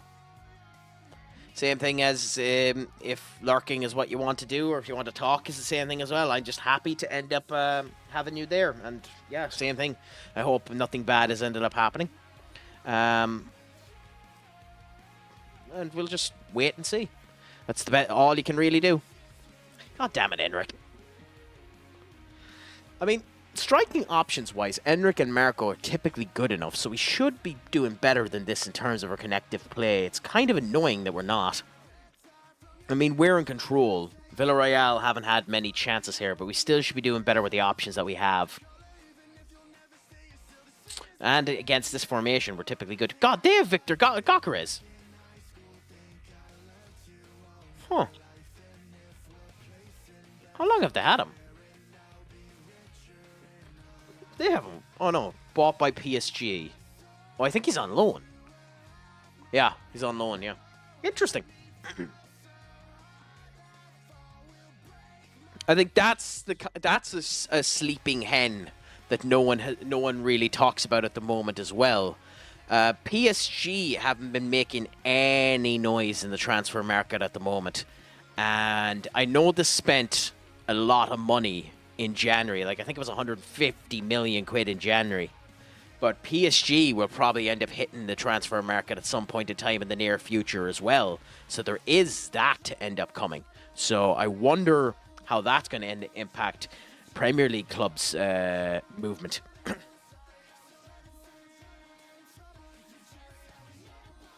Like, PSG probably aren't going to make any moves until after the Champions League anyway, you would assume. To see what actual money they end up having.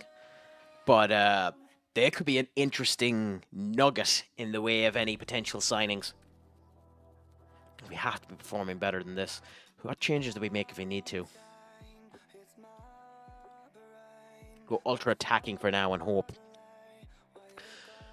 Well, I mean, we say that, but the only clubs that have been Arsenal and Liverpool, and most of the signings were decided upon beforehand. Like, it is... I'm not a bitter man, but I hope they lose on Sunday. I mean, honestly, my brother said it to me there, and it makes me want to make them win as well. I kind of want them to win simply because it's their first season without Mbappe, and it shows that PSG... isn't just the Mbappe show, you know, which kind of an awful lot of people kind of equated it to. But at the same point in time, Inter are a fairly good team, and there's a showcase that experience is still allowed. Like, Inter is, I think Inter's...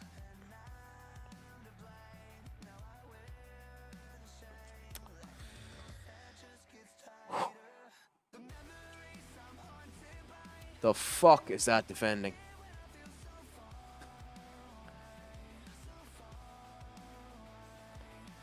I think Inter is a nice showcase where experience shouldn't be just classified as horrible, you know?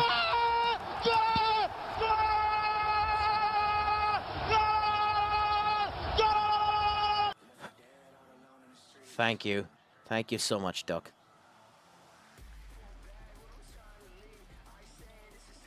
Thank you for that. Thank you for that. For that 5-5 in Milan alone, I'd love to see Inter win. Yeah, I mean, yeah, definitely. But I think the goal that maybe experience isn't a bad thing, considering the average age of their squad is close to 30, is good as well, because it might allow, especially the likes of us, to actually do some competent signings of people at a competent age. To add experience to our squad. So for United's purposes to showcase that, hopefully get that idea that we can't sign anyone over the age of 25 out of their fucking minds would be good. But I don't mind who wins. Either the two of them would be grand for me. To win due to the right that you shouldn't be able to play in the game. I mean, fair enough. Either way, it should be a good game. That shouldn't be a boring game. Unlike the United game against Tottenham and what seemed to have been fairly boring for most of it, this Chelsea game. We'll see what ends up happening. Supposedly, Liam Delap is after snubbing... Supposedly, Liam Delap is after snubbing United and Chelsea and is going to be signing for Everton, which is interesting. Interesting. I actually think if that's the case, that's the right decision for him. What a free kick, by the way, by Foston. Him facing cancer, losing his father, then becoming an alcoholic and close to death, changed it all around. So he basically became Robert Downey Jr. with a bit more pain. Yeah, horrible. Problem in a way is too many leaders at the moment. You need a fresh, eager talent. Is that a problem, Minu? Who would our leaders be? Honestly, I don't think we have any leaders. I mean, the only leader we have... I mean, De Ligt kinda, but he's been injured too much this season. And Martinez kinda. And I don't like Bruno as the captain. I don't really think he's a leader. I know he likes to think that he is, but I don't really think he's a leader. I mean, that's kind of the thing. I think he'll slap at Everton. He'll get 2 good years of first-team football with a fairly competent team. To be fair,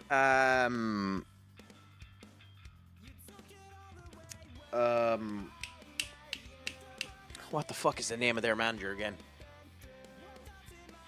Because we had him. What's Everton's manager's name again? Why am I forgetting his name? Why am I forgetting the name of Everton's manager again? We literally had him as a manager. It's not Deitch anymore. It's Moyes, yeah. What's Moyes' first name? David.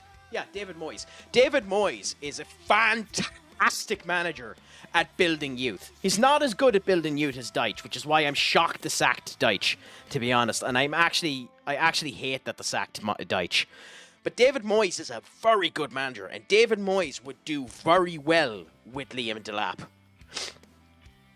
Now, the other thing that needs to be noted is, I think, if City want him, I don't think they can say no to City. I think they have to sell him to City. And I don't know if City want him. But I think they have to say yes to City if they're selling him. Because he's a former City player. So we'll see.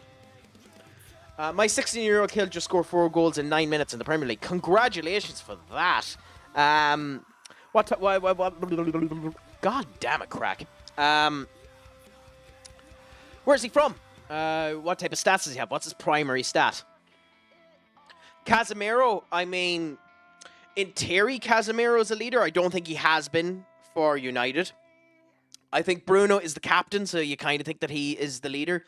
I think by absence of the fact that everyone around him has been a bit bad and he's needed to do it, Harry Maguire has been a leader, and especially being a former captain was a leader, but I think he's focused a lot more on his game and hasn't really been bringing the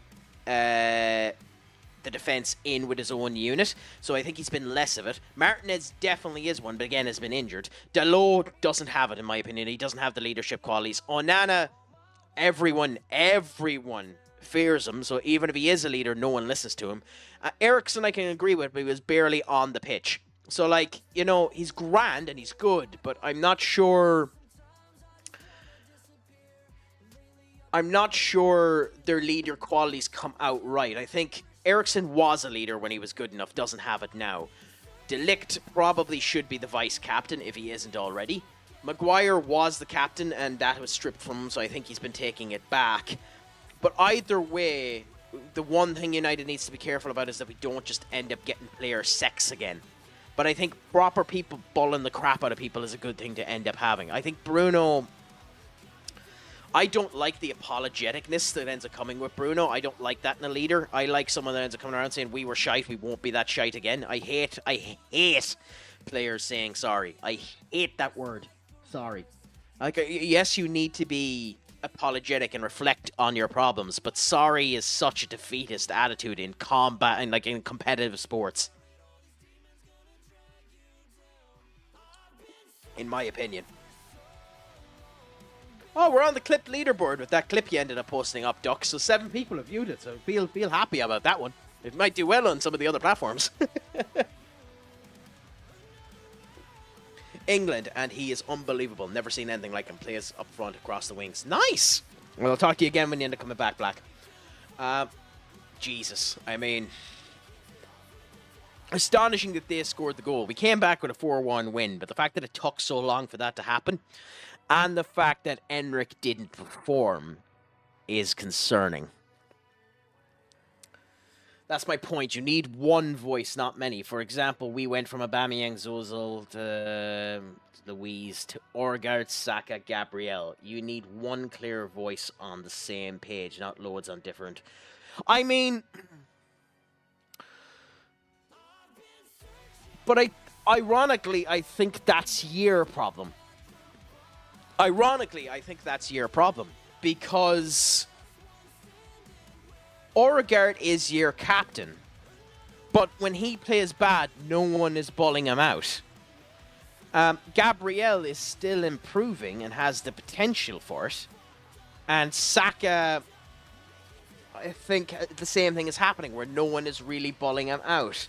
I think the only player on your pitch that's properly bullying everyone else is Rice. I think ye kind of need more leadership, if I'm honest. More people to end up controlling each individual section. Now, obviously, your main problem is you just need a striker. But I think you need a bit more. Maybe I'm wrong, but you need a bit more. Was a regen for my team. He's absolutely insane. Bennett Coggin, my good friend, what's a crack-a-lackin' with you? Is life treating you well? One of the good ones, an FM streamer in of himself, along with multiple other things. Fantastic individual. The guy who does that MLS video that I ended up sharing earlier on. So definitely recommend you end up having a gawk at him. Let's see if this ends up working. Now it should do. But either way, we'll give the shout out. Yes, there we go. The last thing that we're playing was Out of the Park Baseball. I definitely recommend you have a look at them at that particular point in time. Is it not public? Oh, then maybe the link I ended up sending won't end up working. But, anyways, fantastic streamer. Highly recommend you end up having a gawk with them. Proverbial piss taker of my good mood. But you know yourself. I still think it's astonishing that you got him for 30 million quid. I don't understand how that happened. But yeah. Interesting.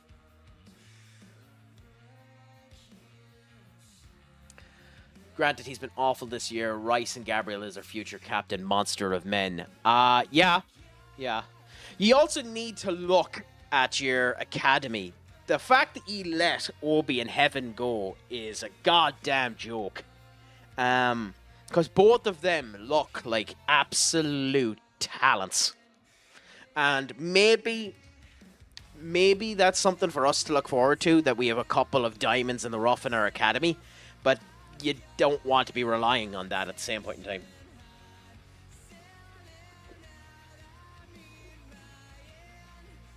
Also, a sad stat for us too. After this year, especially considering after this year, because Johnny Evans is gone, it's the first time that we don't have a single Alex Ferguson player in the squad. You know? So.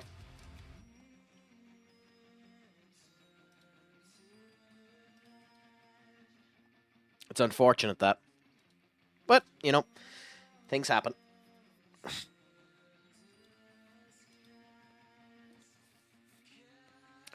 Beat Fulham 8-0, and it was the first game of the season. Happy out. It's great when you end up getting a result like that. Great when you start off with piss and vinegar and everything ends up working properly for you.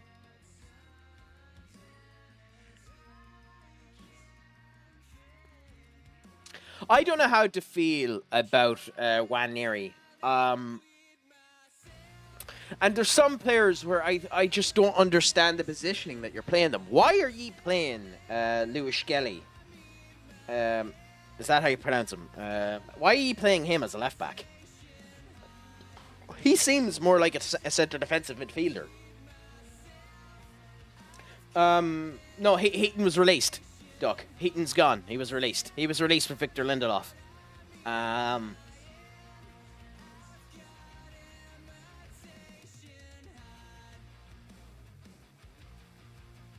Yeah, I mean, it's nice that you have a couple of good ones there. The big problem is, did they ever actually get in? I think with an awful lot of youth teams, it's even the case with United. Like, we have people that are 21, 22, and they're still never going to break a chance of getting into the squad. Like, Ethan Wheatley is on loan there as a striker for us. He's 22 now. Where he's never going to end up getting a fucking whiff at our squad. So, like, we just have to sell him now and hope we get something good for him. And then when we end up selling the players, they end up doing well elsewhere, like the Alvaro Fernandez going to Real Madrid now. Fantastic for him. Sad for us, considering we don't use the position anymore. But that's what. Well, let's see what ends up happening there. I mean, I don't think so. I think Collier is one of the guys that can actually get into the team if he just stays fit. But we'll see. I'm not sold on Skelly. Not seen much of him personally, but his booking record seems concerning. I mean, I don't know how to feel about that. Because, like, the bookings in the Premier League are very light anyway. I like Skelly. So I do. I really like him. And think he has the potential to be a great player. I just think you've been playing him in the wrong position. And I think that's been hurting him, to be honest. But we'll see.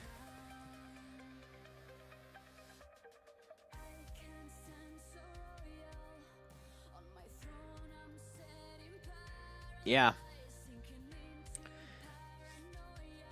Yeah, that's the other thing as well. When you're young, you're just eager. So it could be that as well, to be honest.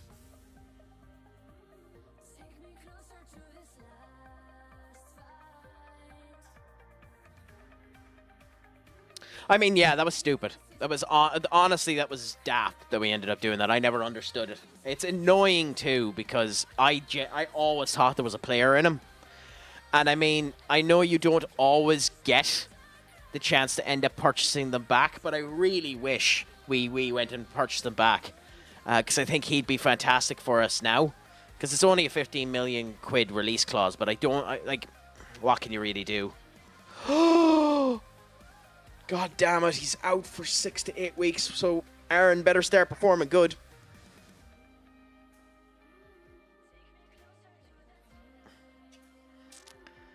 I mean, the MLS isn't even top 10 in the world, Benny. So, you know, a player in the top league in the world can take the acronym.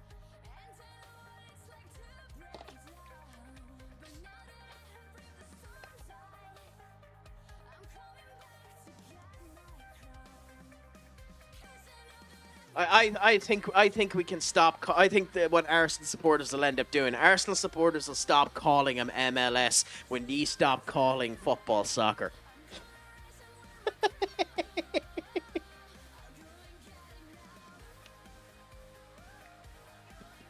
And yes, I'm just being a complete troll.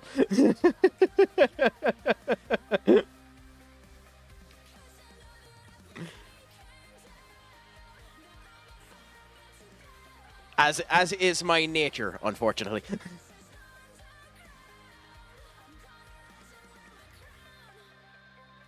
But yeah. And the fact he never got a chance to prove himself and sold him never got left back in. I don't know how to feel about Amas, but I think they're going to be good. Yeah, hopefully they'll end up being grand. The other thing with Alvaro is he was 22, so it's hard to know when you're selling him. Like it probably was the right move. So who knows? It's actually us who told the Americans to call it soccer, by the way. Really? Why? When did that happen? I didn't know that.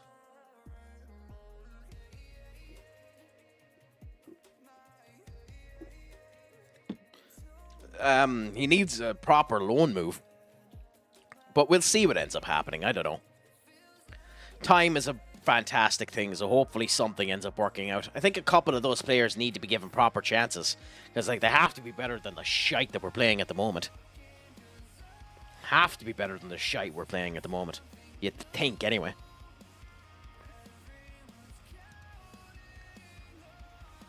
Like, I know there is that. I know there is the idea, and especially with United, where it's 70,000 strong, roaring down at you, trying to get you up and spiced and the whole lot. But like, if you're good enough, you're old enough. But like, we were so bad, we should have just started playing some people. We play tonight, by the way. Toronto, Philly in 2 hours. Are you going to it, Benny? Or is it an away game and you can't go? Early days, we took it over there and didn't want them calling it the same thing, if I remember correctly. That's interesting. In the United States, the sport most often calls football.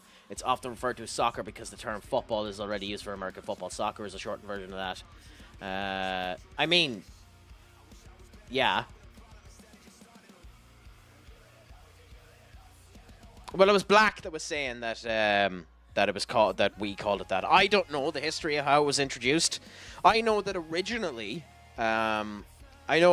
football wasn't a English game. England isn't the country that created football. I know it was a game created in the World War. I think the originators is France, isn't it?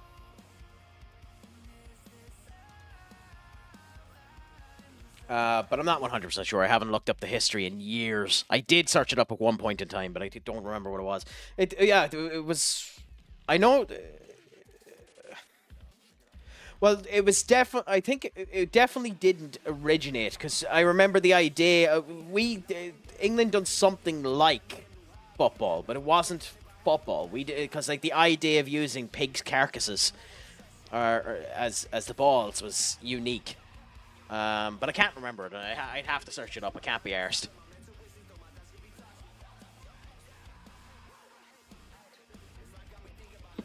Other countries had similar stuff, but not the same. Fair enough. Fair enough. I mean, I don't care at the end of the day. I just am annoyed with how absolutely crap Ireland are at. It's still, to this day, it still annoys the bollocks off of me that in Ireland there are only 11 full-time academy coaches in this country. Never mind the teams. The goddamn country. There are only 11 academy coaches. That is a joke by the FAI, by the Football Association of Ireland. They should be ashamed of the amount of funding and the amount of actual progress they put into our country. It's astonishing how bad we are at it. We're so bad that I think in terms of youth development and our general like young game, like not even like on the Ireland team, but like our grassroots. I think there are some Indian teams that have better grassroots than us, which is insane. Insane.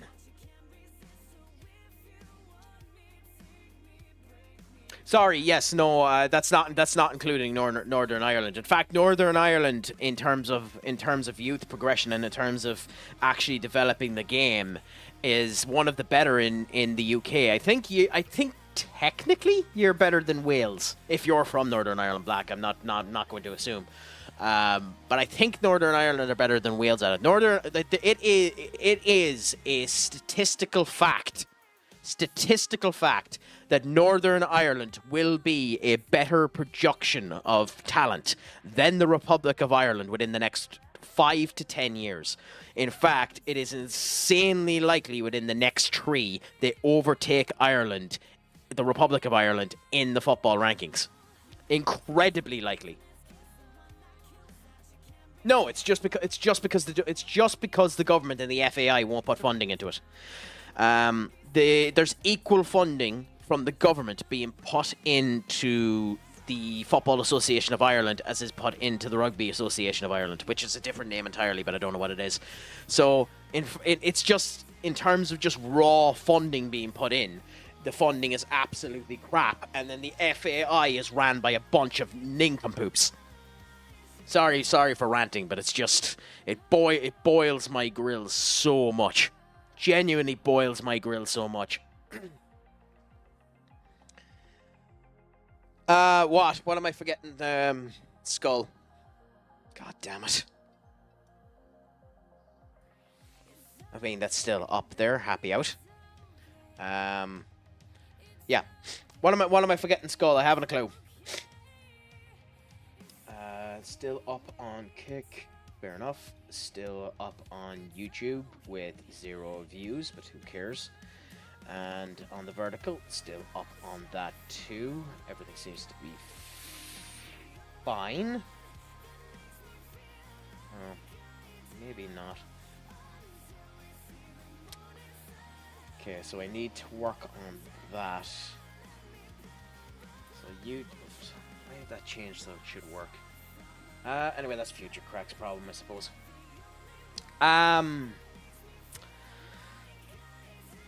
Essentially England's D team. I suppose. I don't know. I can't really comment on it. I mean, there is an insane amount of people that end up just changing lineage for no reason. So maybe that's the case to end up going with it. TikTok, you're pissing me off now. Seriously, stop doing that.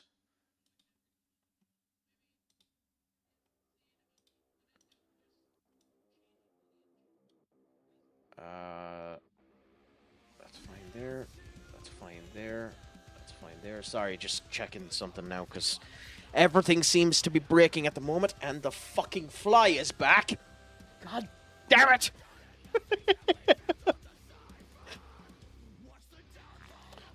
I thought that war was over. I can't even think of one good Irish player currently. I mean, there's a few of them. In terms of youth, we have a couple of nice players, young-wise, that are grand. It's just they're in different parts of the world, so we'll see if they end up coming anywhere. I know 1 of 2 of them that are in the Swedish league and all that type of ways, but we'll see what ends up happening. It's probably the thing that annoys me the most about United. We used to always have 1 good academy player from Ireland in there. There currently isn't one, and that's really annoying to end up seeing. Was never a part of the Republic of Ireland, we would actually be able to fund a lot more. Maybe. I don't know. I can't really comment. I don't know enough about the history of it. It's just, it just boils my blood that the development isn't there at the moment. It so needs to be there. Like, it genuinely, it bothers me. It bothers me a lot. It bothers me to a stupid degree, to be honest. Anyway, that's enough of being me being negative. It's probably destroying the algorithm.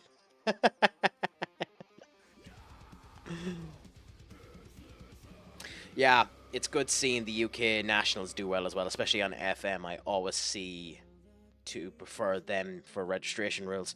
There's a player in the academy with the team. I've gotten trails from United's.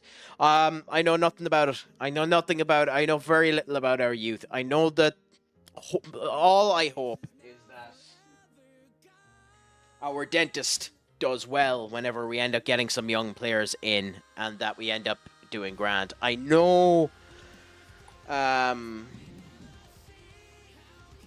know Ebdu. I think that's his name. There's a striker that we have there that's young enough at the moment that is doing okay. Let me look at the squad so I can tell you. Obviously, we've Quabe. Yeah, Adam Edu, the 24-year-old. But, like, it's just... He's with Celtic, sorry. And then you have the likes of Evan Ferguson, who you hope will end up doing well. But, like, it's hard to know with Evan if anything is going to come from that. I mean, Benny would know a lot more than me, because he watches... I don't know if you're still here, Benny, but how was Ferguson for ye when for the loan spell that ye ended up having him? Was he anyways decent for ye at all, or like how was he for ye?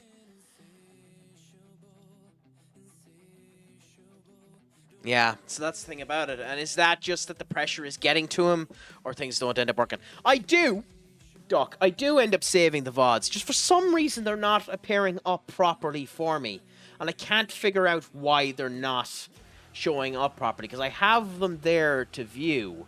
For some reason, all of them go unpublished immediately. And I don't know why, because I keep changing them to be published. But for some reason, they keep going unpublished. So maybe there's something I'm doing that... that stops it from working. I don't know.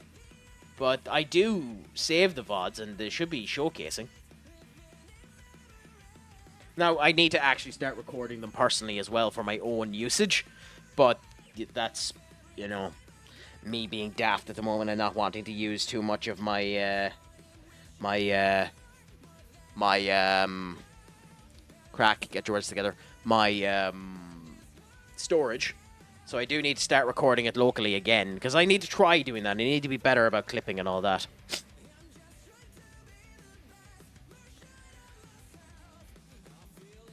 It should be there, anyway. I mean, that war with that... By the way, just so you know, for those of you that don't know the context of it, I have been at war with that fly for about 2 weeks now. And unfortunately, the bastard keeps winning. And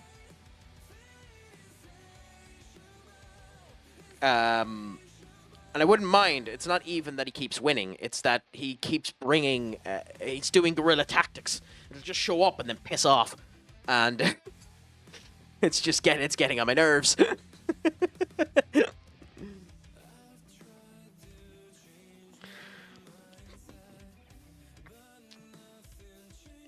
It's managed to survive chemical warfare.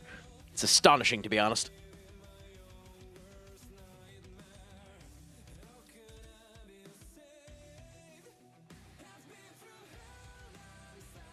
Yeah, we want him, but we can't get him yet because he won't join us.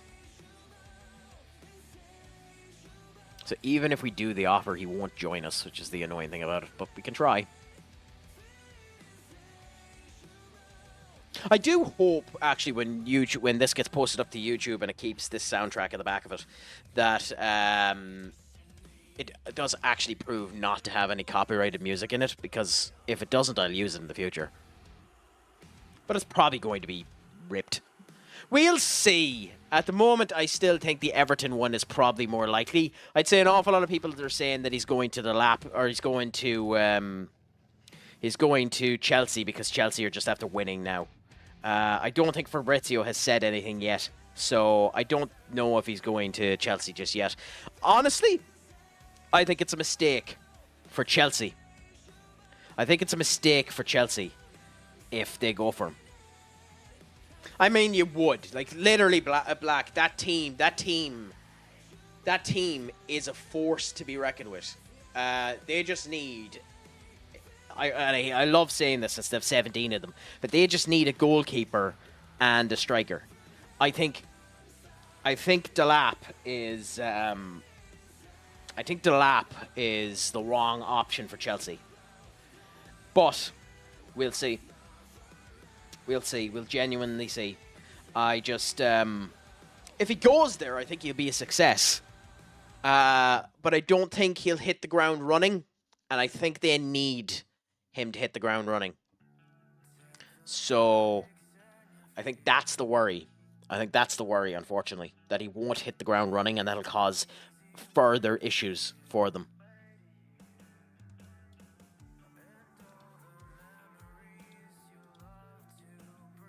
And there's no point. I mean, if it works for them, who cares? If it works for them genuinely, who cares? They could have the largest squad in the goddamn world. Who cares so long as it works for them? So long as you get paid and you end up getting a Champions League or Premier League medal at the end of it, who cares how big the squad is? Who cares if you play 20 games a season so long as you're a winner, you know? Yeah, but an awful lot of them are really, really young, you know? So, like, what age is Liam Delap? Would Liam Delap be under 21? Would he be within the restrictions of which you... Well, actually, because you signed him... Well, I think...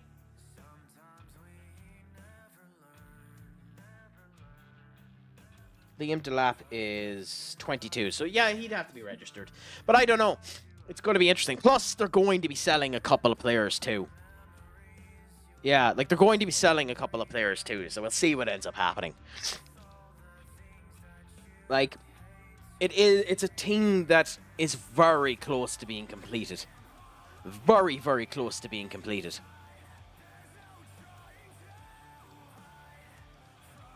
So you do have to keep that in mind as well. That team is going to be a force to be reckoned with when they end up getting a good goalkeeper, when they end up getting a good striker, and probably when they get a winner of a manager. Oh, who cares? Who cares if they spent the fucking arm, leg, and the fortune, so long as it works? I couldn't, like, genuinely, for Chelsea fans, who cares? It's the game now. You just have to play the game. The game is the game. Genuinely, who cares so long as you end up getting the result? Valencia is actually a really strong team too, with Unai Emery in charge, so we do need to be careful here.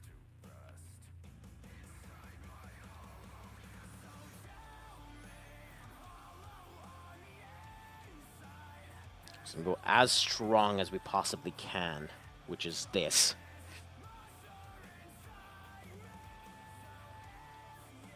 Enric played bad the last day, but Oscar didn't. So I think we go with this squad here. Aaron and goal, our good traditional back lineup, who we can swap at any point in time if we need to. Gale is still injured. Pedro is there.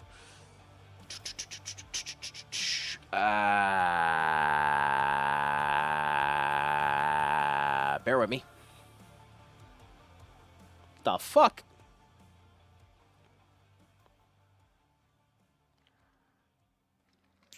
Yeah, so I think this is the squad we go with. So, let's see now.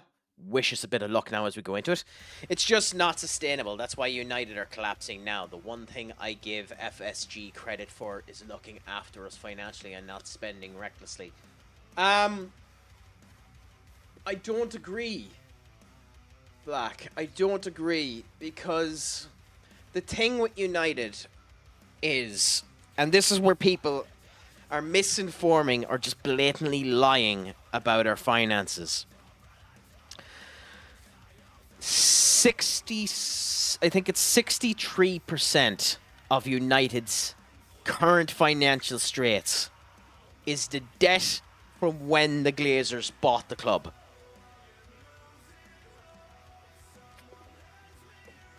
Okay? So the Glazers bought the club and immediately put us in debt. Almost 63% of the debt is that debt and the accruing interest that's coming on that debt. We have about 200 million quid in expenses on transfers that are happening at the moment.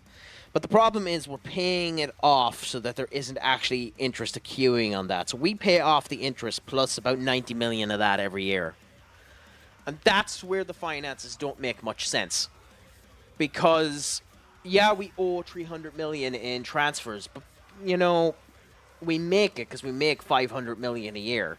Now, that's going to be down significantly this year because we're not in Europe. So that's where the caveat comes this year. But no one really knows the finances. And with FSG, it's not, you're right, they haven't been spending recklessly. But it's not that they've been looking after you. It's just that they haven't been spending it. Yeah, but again, those sackings aren't a case of United being financially in debt. Those sackings are a billionaire being an asshole. A billionaire being a billionaire. And that's the thing about it. You don't become a billionaire unless you make things efficient, unless you end up doing it. Like, maybe there were too many people being hired there beforehand. And say what you want to about the arsehole. Say what you want about the quality of the app, but I'll use it as the example. Elon Musk ended up purchasing, X ended up cutting 50% of the clientele. Although the app is a cistern pile of horseshit, it works. And it works about as well. I know this week is a bit of an interesting week to say that since it failed this week, but it works about as well as it did before he bought it. You know? So it's in this particular case, maybe it's the debt that's causing us to need to do that. Or maybe it's an arsehole of a billionaire trying to penny pinch his money now that he has an investment in it and trying to get his money back. So I think that's just an asshole of a billionaire more than it is the debt. But I understand what you're saying too. Again, that could be the optimist in me more than anything else. I think there's an awful lot of horseshit being said about United's debt to benefit United so that they don't have to spend anything. If you get me.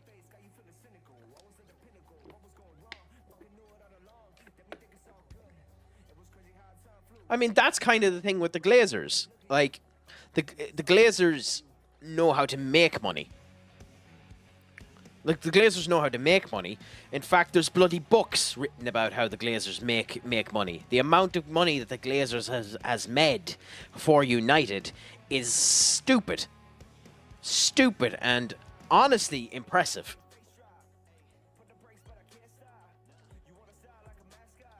So, you know,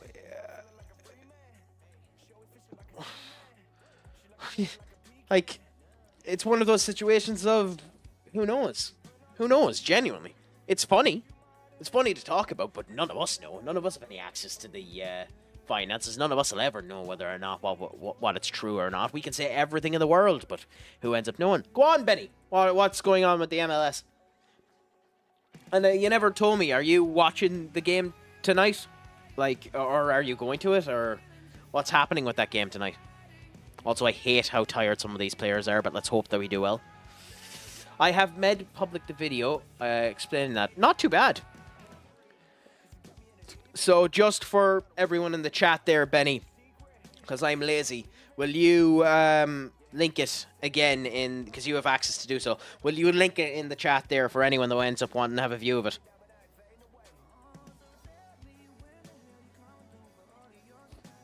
Just, you know, give them a bit of fun, give them a bit of grandness. Try using mobile device to view comments. Last real performance. Fair enough. TikTok seems to have broken again, because of course it bloody has.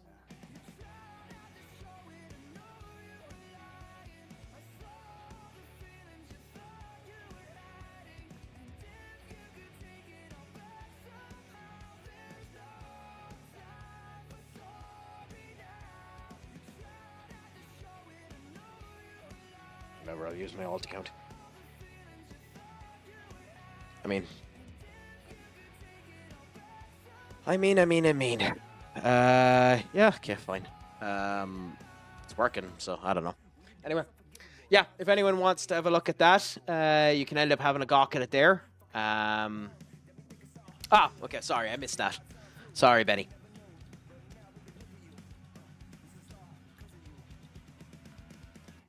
But hopefully you end up having a good showcase to it.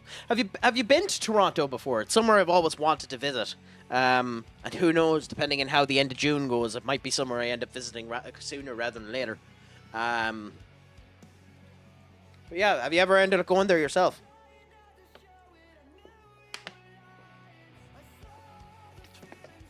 Not too bad.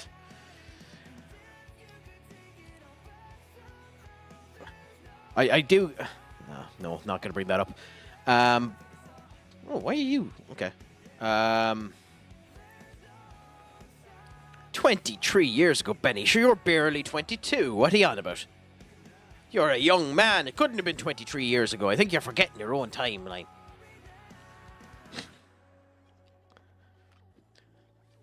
You're a man with youthful vigor.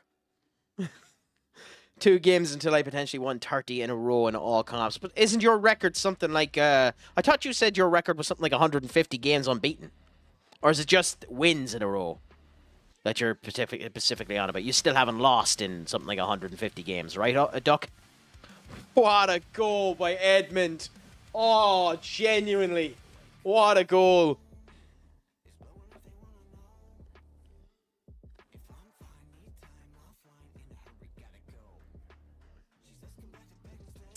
I mean, take that however you want to. I don't know why that connotation would end up meaning you're fat. But I mean, if you want to take it as me saying that you're fat, you can take it as me meaning that you were fat. I mean, I would turn around, if I was going to call someone fat and wanted to be complimented about it, I'd turn around and says, don't worry, you have a bit of youthful girth about you. Youthful girth about you. What a horrible goal to let in. Holy crap. I mean, our defending is atrocious. 4. Who's 4? God damn it, Seller. You're massively expensive defender. How have you managed to screw that up so badly?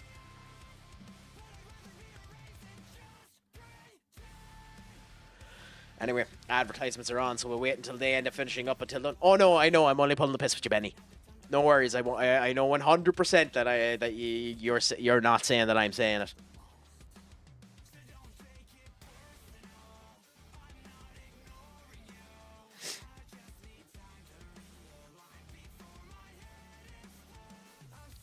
Yeah. I'm thinking of setting up a podcast in the next wee bit to end up giving some of my opinions on potentially football and wrestling and certain other things, since I seem to have an okay element of talkage. Maybe some people will be willing to listen to crack attacking nonsense. So we'll see what ends up happening there. So potentially that might be something for you all to look forward to in the future. But yeah. I mean, it's a good signing for Napoli. It's a good signing, Kevin De Bruyne going to Napoli. Honestly, I think Goldbridge said it right. If any of the promoted sides had any vigor about them and could afford his wages, the promoted side should bite his fucking hand off before he leaves the Premier League. Like, genuinely, if any of them were able to do that deal, that should be the deal they do right now. Honestly, imagine Kevin De Bruyne going to Sunderland. It would do absolute wonders for Sunderland. You know, I think that would be the best move for everyone involved, because I think a Kevin De Bruyne in the Premier League is still good for the Premier League. But at the same point, maybe he just doesn't have it anymore. Maybe he doesn't have it to be able to do it. But that's my opinion. That's Enric, you useless sack of shite. 1-on-1 with the goalkeeper. Oh my god, that's infuriating to see, especially when we're tired and not everyone's playing to their best. But yeah, 188 to go. That means another 5 years before you end up getting all of them, Benny. Not in game, in life. But fair play. What one did you end up getting first? Well, I might do. We'll see. My biggest problem with doing podcasts at the moment is I'd be on my own doing them, so it's quite hard to do a one-on-one podcast, but we'll see. I might give it a whirl and give it a try and see how she ends up going. God, we're doing atrocious. How have we only had one shot on target? And I'm guessing that's the Korean FA Cup, is it?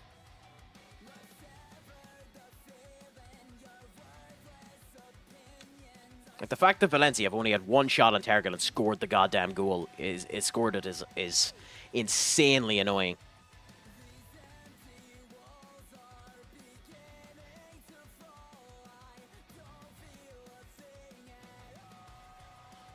Oh yeah, like I'll don't worry. I'm hypothesizing how to end up doing it. My first thing is figuring out my audio issues because for some reason, and to me, it seems sound, and you probably noticed them with my TikToks.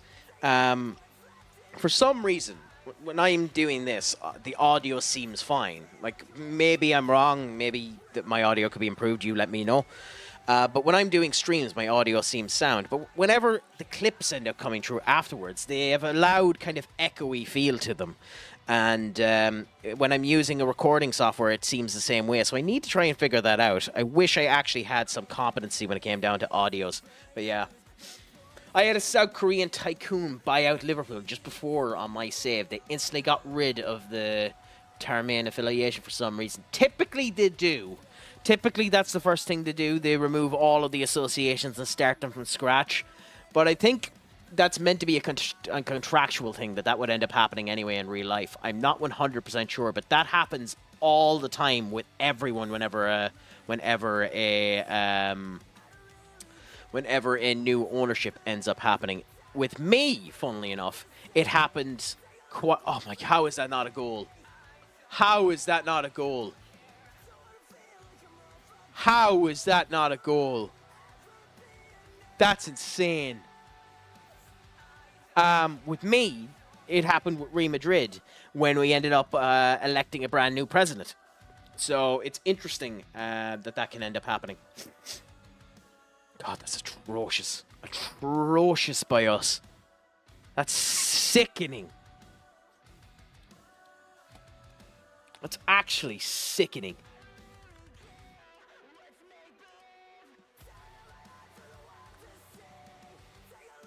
We're going to do this for now because Cora might be used later on. That's... Ugh. I think podcast doing on your own is hard, but if you'd like maybe a viewer from your chat, I don't know. We'll see anyway. It'll be a future thing anyway for now. So as I was saying there, I need to figure out the audio things first, so... Again, future cracks problems.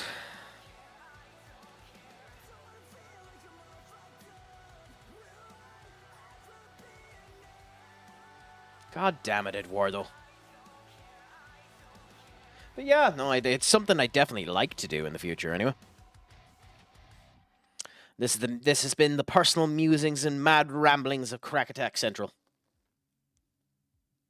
The best dealer of the crack this side of the Atlantic Ocean. The defender. The defender. The defender of the assets. Oh, Morgan! Oh, please, please count. That would be such a nice goal. Ah, oh, that's so annoying. Ben, my friend, what's a crack-a-lackin' with you? How is your Wednesday going? I noticed you were streaming earlier on yourself. How is life treating you? Are you up to much? Is the crack a 90? Give him a bit of a showcase as well. Part of the Super League when we ended up doing it. So, you know, all a bit of fun for when that ended up happening. Well, it would help if the command would end up working for me. Bear with me 1 second. I need to make this easier for myself in the future. But there we go. Give him a gawk. Sound is a bell. And, yeah, good bit of crack. But, doing good. Just been chilling. You? I mean, I was trying to overcome my depression from watching United earlier on today. And decided the best way to do that was by playing a bit of Football Manager and potentially showing how to be a competent manager and competent football entrepreneur. It is arguable whether or not I'm doing that at the moment, although I failed to lose. So that's something. Doing a podcast now and say you're want based on football with transfer windows going on is probably the best time to do it. Maybe. I don't know. We'll see. We'll see. There's an awful lot of horse crap going around at the moment, so we'll see what ends up happening. Again, fix the audio issues first. Oh, come on, guys. We really need a bloody score. Gate for you.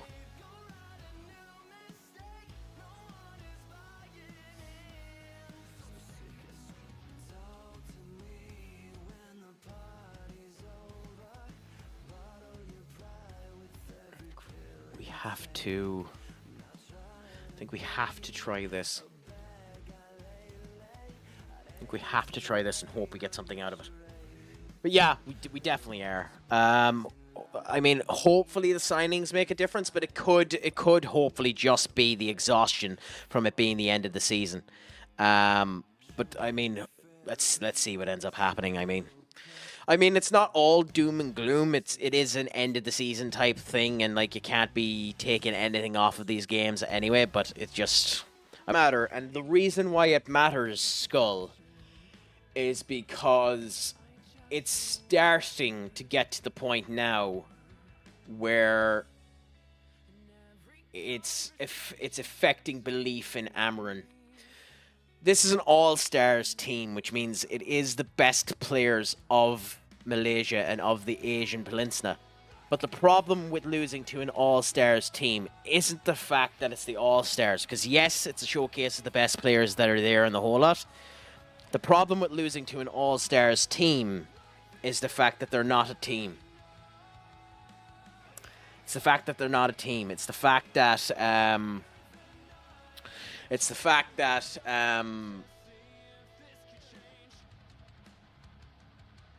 they've never really played with each other, and the manager has never really played with them. So the fact that they win is an incredible showcase of the ineptitude of us. And the other reason why it matters is because and Ruben's own fault for mentioning it, if Ruben is honest about the fact that he'd leave with no compensation, Napoli are about to renegotiate and actually sign Antonio Conte's contract. And I mean, it's a poke. It's a poke. With that being said, I wouldn't do it. I'd stick with Ruben. He's eroding my faith in him as well, because losing to a team that's never played with each other is incredibly soul destroying, to be honest, and it does make you feel like it has to be a level of ineptitude. Like, yes, this isn't the players that he wanted. Yes, his first signing hasn't come in yet. But Konya would be good in any system. And we'll see what ends up happening. I mean, also, when you're saying that Sancho has confirmed that he's not coming back to United, I mean, fair play to you, Sancho. You don't have a choice in that fucking matter, you dipshit. Why are you confirming it? You literally don't have a choice in the matter.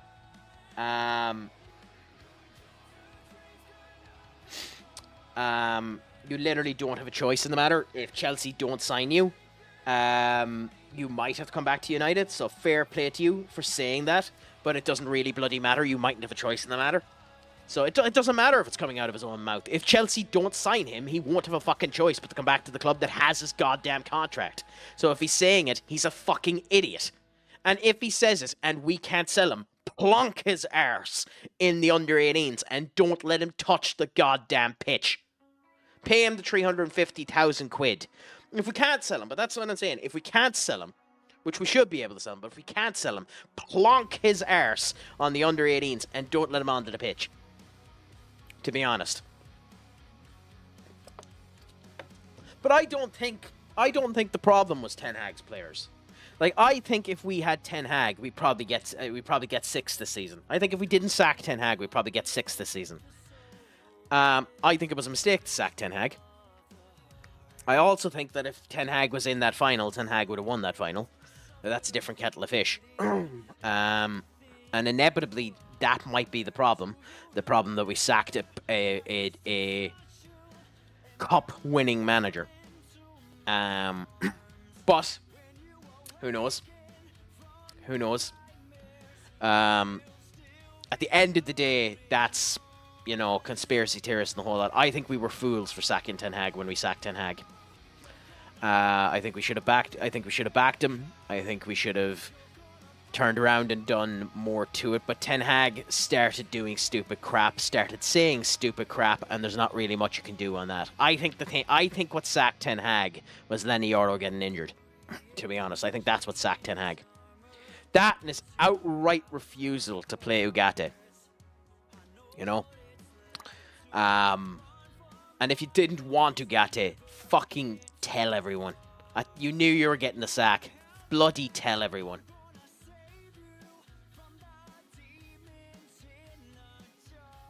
That's my viewpoint on it. Maybe I'm wrong. Maybe that's being mean. Maybe that's being deluded. But that's my viewpoint on it. What do you think, Ben? Do you think I'm foolish? Do you think I'm wrong? Does anyone else have any? You're injured. I'm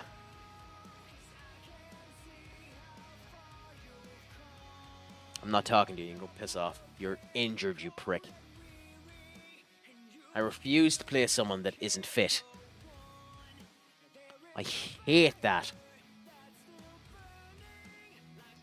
I wouldn't give him the contract, given the end of the season, and say the board says we don't want a EU manager, then it's cost nothing. But the problem with doing that is, if you do that, then the players know that you're gone. That was the issue. That was always the issue.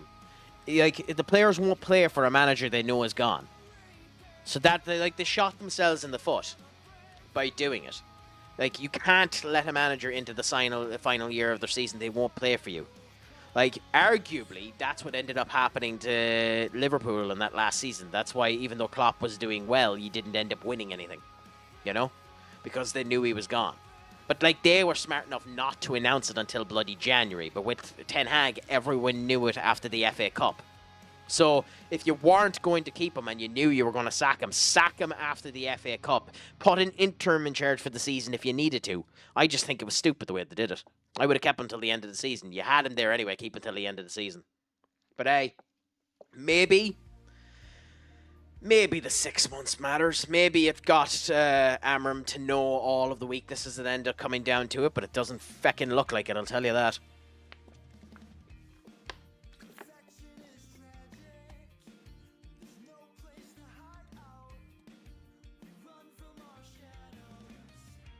Certainly doesn't look like it. He's made himself look like a fool, and the latest interviews have been doubling and tripling that fact. I think he needs to be more cognizant of the interviews he's doing. I think he's doing an awful lot of damage to himself because of his interviews.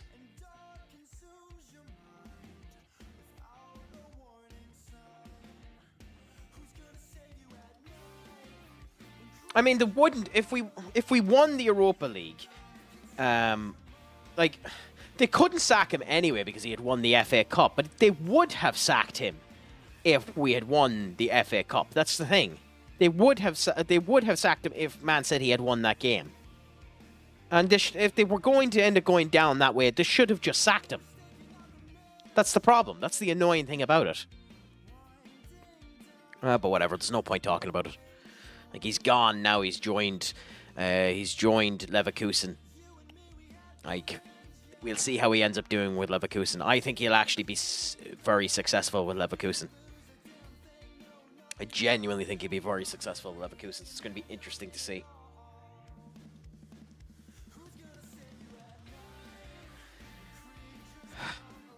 Okay. So, Liverpool, my former club.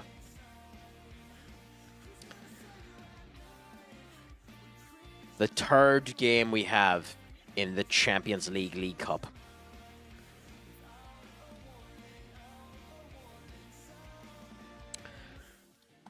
Dangerous club, and I know they're dangerous because I bloody bought 90% of the players that they have. I bought Vanderson, I bought Silva. Well, I didn't. Silva was there. I bought Luka. I bought Seaman. I bought Romero. I bought Rodriguez. I bought Jorginho. I bought Willems. I bought Nderi. So I know how strong they are. They're an astonishingly strong squad, an astonishingly young 25, 24, 25, 24, 25, 22, 26. He's something like 30, 29, and he's definitely in his 30s. 32, yeah. And then the rest of them are all the signings they've ended up doing. So the players I signed for them have been phenomenally strong, although it is funny how bad they're doing in the league at the moment. But, with that being said, Aaron, we'll play Aaron. Then we'll go Burke, and we'll go with the strongest back lineup we have there. We're pretty much going to go with what is our strongest squad, which is effectively this.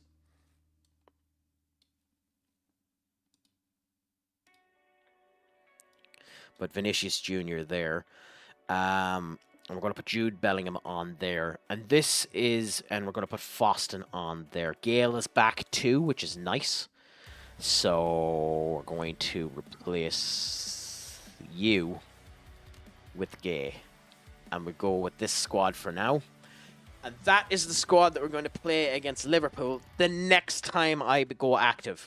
So that's effectively me for the night. Thank you, everyone that ended up coming in. I desperately appreciate it. So, those of you on TikTok, thank you so much, and I'll chat you all in the future.